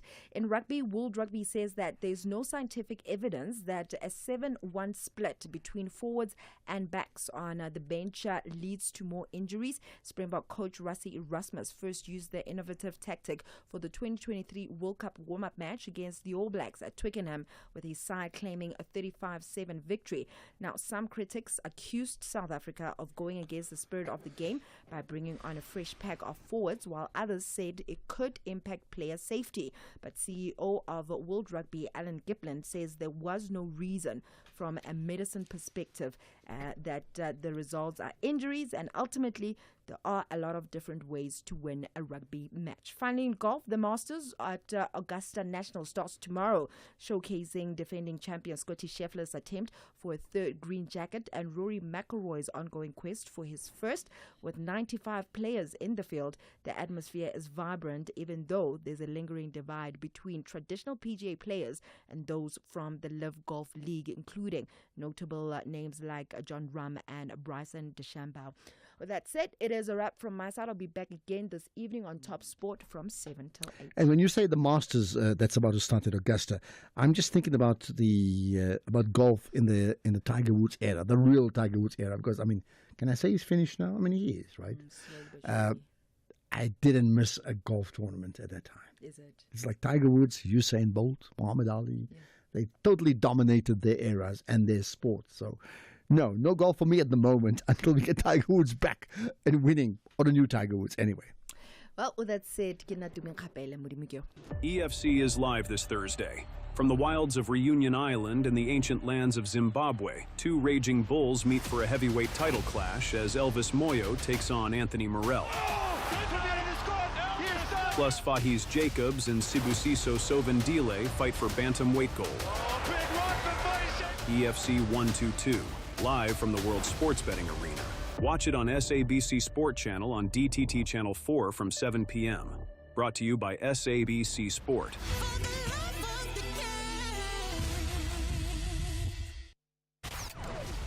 Economic news on SAFM. Facts and figures you can count on. Right, Jimmy Moyaha hosts the SAFM Market Update, and do tune in for that, because really you cannot be ignorant about not just your money, but certainly the global currencies and where they all go and how the markets have an impact on you. Now, Jimmy, I know about an influencer. You've got a new phrase called a finfluencer. My goodness, tell me about it. Good afternoon, Ashraf. Good afternoon to the listeners. I try to bring some interesting conversations to the business show. Finfluencers are all the rage at the moment, and not just in South Africa, around the world. Effectively, we are in a digital age, as you've just mentioned, and we live in an era where people are able to consume information online. And more often than not, some of that information is information you need to be validating and fact-checking and making sure that you're getting it from a reliable source. Now, in the same way, influencers are there to provide influential advertising or influential promotions of certain things. Finfluencers have come up recently as people that are influencing people in the financial space. Now, the debate about what constitutes a finfluencer is very open-ended at the moment, but the long and short of it is it's a problem because some people do it for the wrong reasons. Some people do it for misinformation. Some people do it for self-interest. Some people will tell you buy this and this, a meme coin, and then when you buy the coin, something happens, you lose all your money, and you don't know what really happened. So the FSCA has always had a concern around this, but they've taken it quite seriously, or even more seriously than they have in the past. And the FSCA is not the only organization, the only regulatory body taking it seriously. Other regulatory bodies around the world are also taking it seriously. So we're going to look at that. We're going to look at the rise of finfluencers, what you need to be looking out for, what you need to be aware of, and what you need to be cautious of when taking financial advice, financial recommendations from online sources that may or may not be validated, and the responsibility that you have as a consumer, obviously, to validate these things. The one thing that we do on our show, and we try to do it as often as possible, is this consumer awareness segment where I often say to people, don't put money into things that you don't know. And for a lot of people, they rely on finfluencers to kind of steer them in some direction, or you take a reliance that you probably shouldn't. So we're going to look at that. We're going to unpack that world and see whether or not you should be taking advice from people online that you've never met before, whether or not they have your best interests at heart, and how to make sense of all of that. We've also got a conversation with Alan Gray around frontier markets and looking at the value that sits in Asian markets at the moment. It's going to be an interesting chat in light of the recent developments that have happened between China and the US. On the China-US conversation, I've got markets segment with Sasfin Wealth's David Shapiro. He's currently in New York, but we're going to be chatting about all sorts of things that have developed over the last couple of hours. I'm thinking of everything from China willing to fight to the end, to proposals for tariffs to be increased to 400%, to the fact that U.S. Treasury Secretary in the US was saying that they are not ruling out delisting Chinese stocks from US stock exchanges. So it is getting really heated, and we're going to look at that, and we're going to look most importantly at the implications that that has on our little economies like South Africa and other global markets as well. And then because it's Wednesday, we've got a Executive Lounge feature on a Wednesday. This week we are wrapping things up with a conversation with the outgoing CEO at Old Mutual Group, Ian Williamson. He's been there for over 30 years. We're going to speak to him, get a sense of what he's looking forward to around retirement, what he's enjoyed most about spending 3 decades at Old Mutual, and where to from here. Before we get to all of that, let me give you a quick summary of what's been happening in the markets. It has still been a day of nervous trading. The gold price at $3,085 a fine ounce, moving up quite nicely there from where we've been seeing it over the last couple of days. Brent crude is now below $60 a barrel. I couldn't be happier. We're at $59.63 a barrel. I'm not yet optimistic that this will lead to a significant petrol price cut just yet. I think we'll have to keep an eye on this and see where this continues to go. With the weaker rand, it still means that we're importing fuel at an expensive cost. Platinum and palladium pricing still below $1,000 an ounce level. Palladium still below 900, and platinum about 915 odd dollars. The rand against the dollar weakening ever so slightly, actually approaching the weakest levels we've seen. We were at 1960 when I reported earlier this week. We're now at 1984. The weakest we've been against the dollar is 19 Rand 92. I'm going to see if we can hold below 20 Rand there. There's always a real possibility that we could touch 20 Rand against the US dollar for the first time in history. We are at 25 Rand 33 against the British pound, the weakest we have ever been against the British pound in the history of South Africa. €1, 21 Rand and 93 cents, almost 22 Rand for a euro. $1 Australian dollar, 11 Rand and 90 cents. So the Rand still very much under pressure from that perspective. A quick look at equity markets. The Asian markets were a bit of a mixed bag. The Nikkei was down, the ASX in Sydney was down, but Chinese markets were up off the back of their retaliatory announcements, I'd imagine, but we're going to look at that a little later on. All European markets were down in the red, more than 2.5% each. US markets are currently all in the green, with the Nasdaq up 0.75%. South African markets having a bearish day, a red day. The All-Share down 2%, the top 40 down 2%, financial stocks down 4.6%, industrials down 2.3, yes, and resources up 2.3. So those two kind of cancelling each other out. I've got lots to dig into. Before I go, let me give you a quick price on Bitcoin. $77,000 a Bitcoin, still around 1.53 million Rand in terms of Rand terms because of that weaker Rand. We'll be back at 6 o'clock. For now, Ashraf, back to you. Okay, thanks for that, Jimmy. Your show 6 to 7. Listen out for that. And Jimmy hosts the sports show Top Sport from 7 to 8. Right, time for me to get your calls, your thoughts. I want to get a sense of, your fingers on the pulse. The Saints are pumped up to fight even harder in search of 3 points on home ground. And Smallbone has scored! His first Premier League goal! Liverpool stood like statues. Meanwhile, the Villains are chasing a win to secure a decent top half spot. Tielemans to Rashford. Rashford fires it in. Oh, it's got in! It's turned over by Marco Asensio again. 2 from him, 2 for Aston Villa, and 3 points surely. This is the Premier League. Experience a thrilling encounter between Southampton FC and Aston Villa FC on Saturday, 12 April at 3:30 p.m. live on S3. Also available at your fingertips on SABC Plus. Proudly brought to you by SABC Sport. For the love of the game. Looking for an MBA that works wherever you do? Henley Business School Africa offers the only international MBA in South Africa, backed by a global network of over 100,000 alumni, leaders in 155 countries. Ranked number 1 for alumni network potential, Henley gives you the connections, confidence, and capability to succeed locally and globally. This is your invitation to join a world of opportunity. Visit henleysa.ac.za. You're listening to the National Pulse. Right, 10 minutes to go to the end of the show, but time for me to get a sense of what you're thinking. We first go to Anonymous. I suppose it's a case of to Bitcoin or not to Bitcoin. Hi. Greetings, Ashraf. Greetings to all of your listeners. Thank you. I must say my comments with respect to Bitcoin, I am alarmed by the words of your speaker.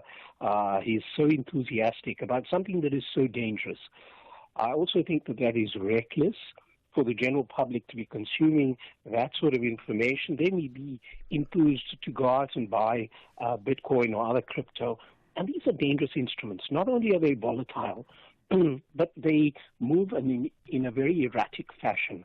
For people that have studied markets and have been involved in markets, you'll appreciate that gold moves in certain responses, or oil or other commodities or shares move in response to whatever. Cryptocurrency is completely erratic. And for people to even refer to it as an asset, that's reckless. An asset is a store of wealth or a measure of wealth. This is something that's erratic. And I think that for those listening, I just wanted to issue a word of caution. Stay away from such things. There's a lot of tangible investments to make. Okay. Bitcoin and crypto, maybe not. Okay, you made your point. In fact, the guest we had, Stephen Marcy, made a point about Bitcoin, but not about other currencies, just to make that point. But I think what we need to do is perhaps have another conversation from another expert to actually give his or her point of view completely opposite to the Stephen Marcy one, and then you can make your own decision, right? Thomas in Newcastle, hi. Ashraf, how are you, sir? I'm good indeed. Go for it, Thomas. Yep. Ashraf, I actually was taken by the interview you had with the guys from the Apple Forum. Yeah. Those guys, yeah. And I just wanted to say he definitely must nail these guys, because these are the guys that are constantly causing ruckus between black and white, and they are quick to call these racial slurs and things, so that black people will constantly be on the throats of the whites and the white people vice versa. Had they gone and gotten the facts and stopped wanting to appear to be fighting for the black, we wouldn't be here. Because even in my house, I had to say to my daughters, don't be quoting what you're hearing without getting the facts. Because my family was saying, these white people don't want to be. I said, wait until you hear the full story. The full story has come out now. They're going to spin it again. Mm-hmm. Okay, I think you've made your point very, very clear. And I think, yes, there is a danger that in our society, too often, too many people default to white-black immediately as their first point of reference, as opposed to right-wrong. And if certain people come from certain, tribes or ethnicities, immediately, let's nail that person without actually checking out the facts, right? I suppose that's what's called racism, isn't it? Hassan in Joburg, hi. Hi, Ashraf. I like the callers, and they were trying to distinguish between political racism and other. I think it was Kwame Nkrumah who spoke about seek the political kingdom first. Because once you have political power, you can then do what you do. Trump, no one would listen to Trump if he was just a layabout trader in New York talking nonsense. No one would quote him. Yeah. And he, at the end of last month, basically decided to call Chuck Schumer not Jewish anymore, called him even a Palestinian. I don't think Palestinians will accept the guy after his role he played in the genocide. But he begins to use his position in a way that's quite racist, even towards Jewish people, which shows that he really doesn't love Jewish people. He loves Israel, but not Jewish people.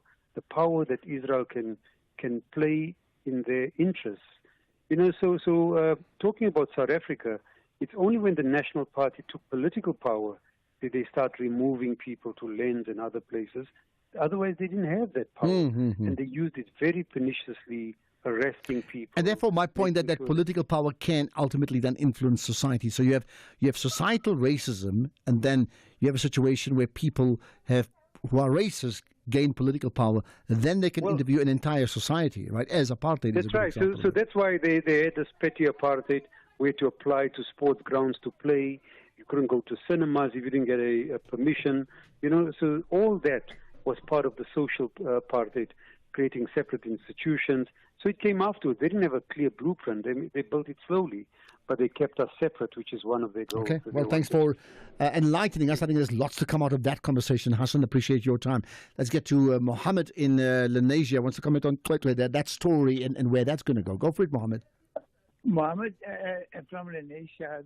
Ashraf, in connection with this AfriForum story, yeah, they want an apology from the minister because they falsely accused the principal. Okay, be that as it may be, but is AfriForum prepared to apologize for going all the way to Washington and labeling South Africa as criminals, killing farmers?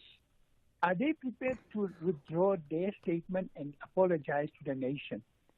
Yeah, but I hear you, Mohammed. Listen, many of us have many views about that, but in this case, we have to separate the two issues. One is a legal issue in terms of prosecution, and the other is to do with South Africa and how they've lobbied the USA.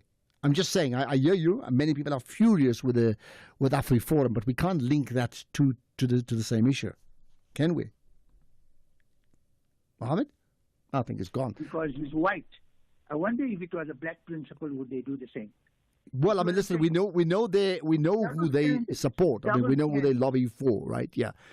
Okay, but I mean, I'm just saying again the issue of who they lobby for. If the person didn't commit a crime, then the person didn't commit a crime. Even if they lobbied for someone whose political views you may not agree with, we just have to separate the two. There is that separation that's so important. Mohammed, thanks for that call. Right? Okay, more Ramaphosa speech. Let's get that.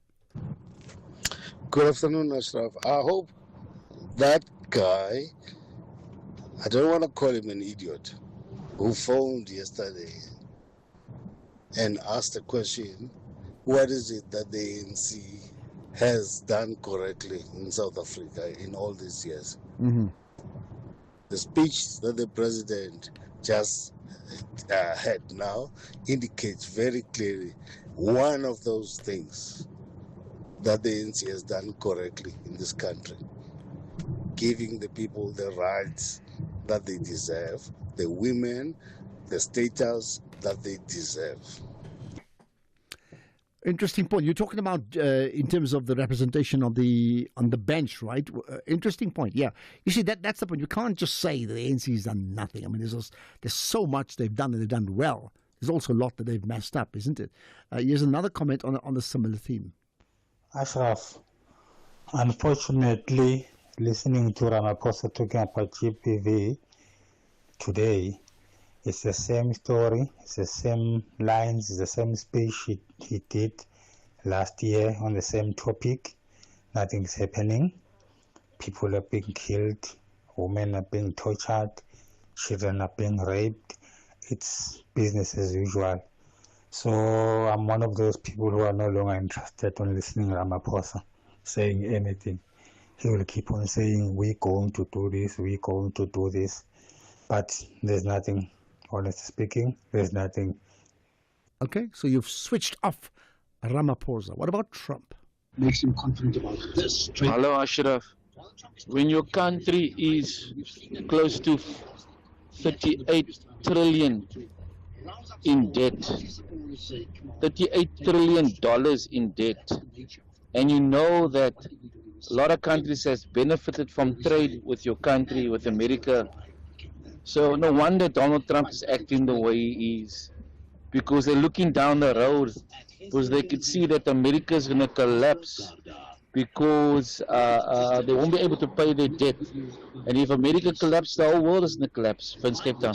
Thanks for that, Vincent. You suggest that he's milking the state before the state collapses. Hi, Ashraf.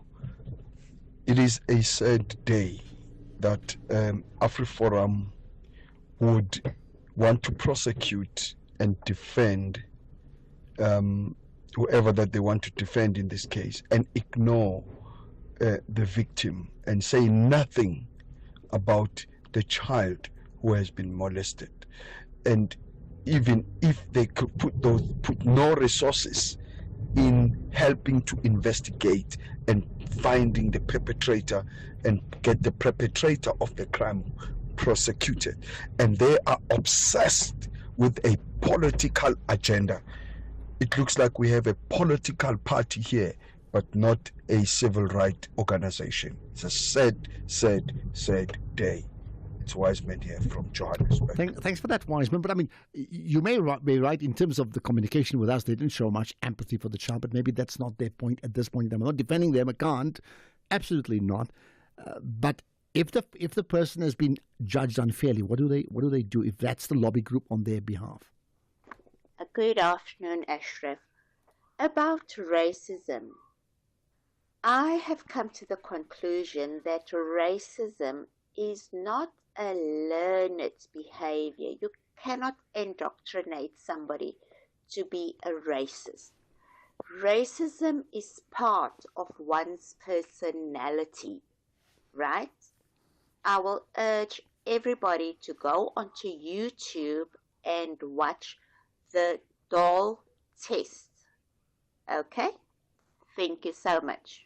Bye now. Did you say the doll test? Okay, so that's it. If we're racist, we're racist, and if we're not, we're not. Then that's it. Never the twain shall meet, and we cannot shift society in any way. We're like helpless if that were the case. If we're following your position, I wonder if others agree. We can only talk about it tomorrow. Maybe let's talk about that. Racism, can it be taught, inherent or not? Think about that. That's the show. Appreciate you connecting with us all throughout the last 3 hours. We'll do the National Pulse again tomorrow. Here's Greg Host with the news at 6.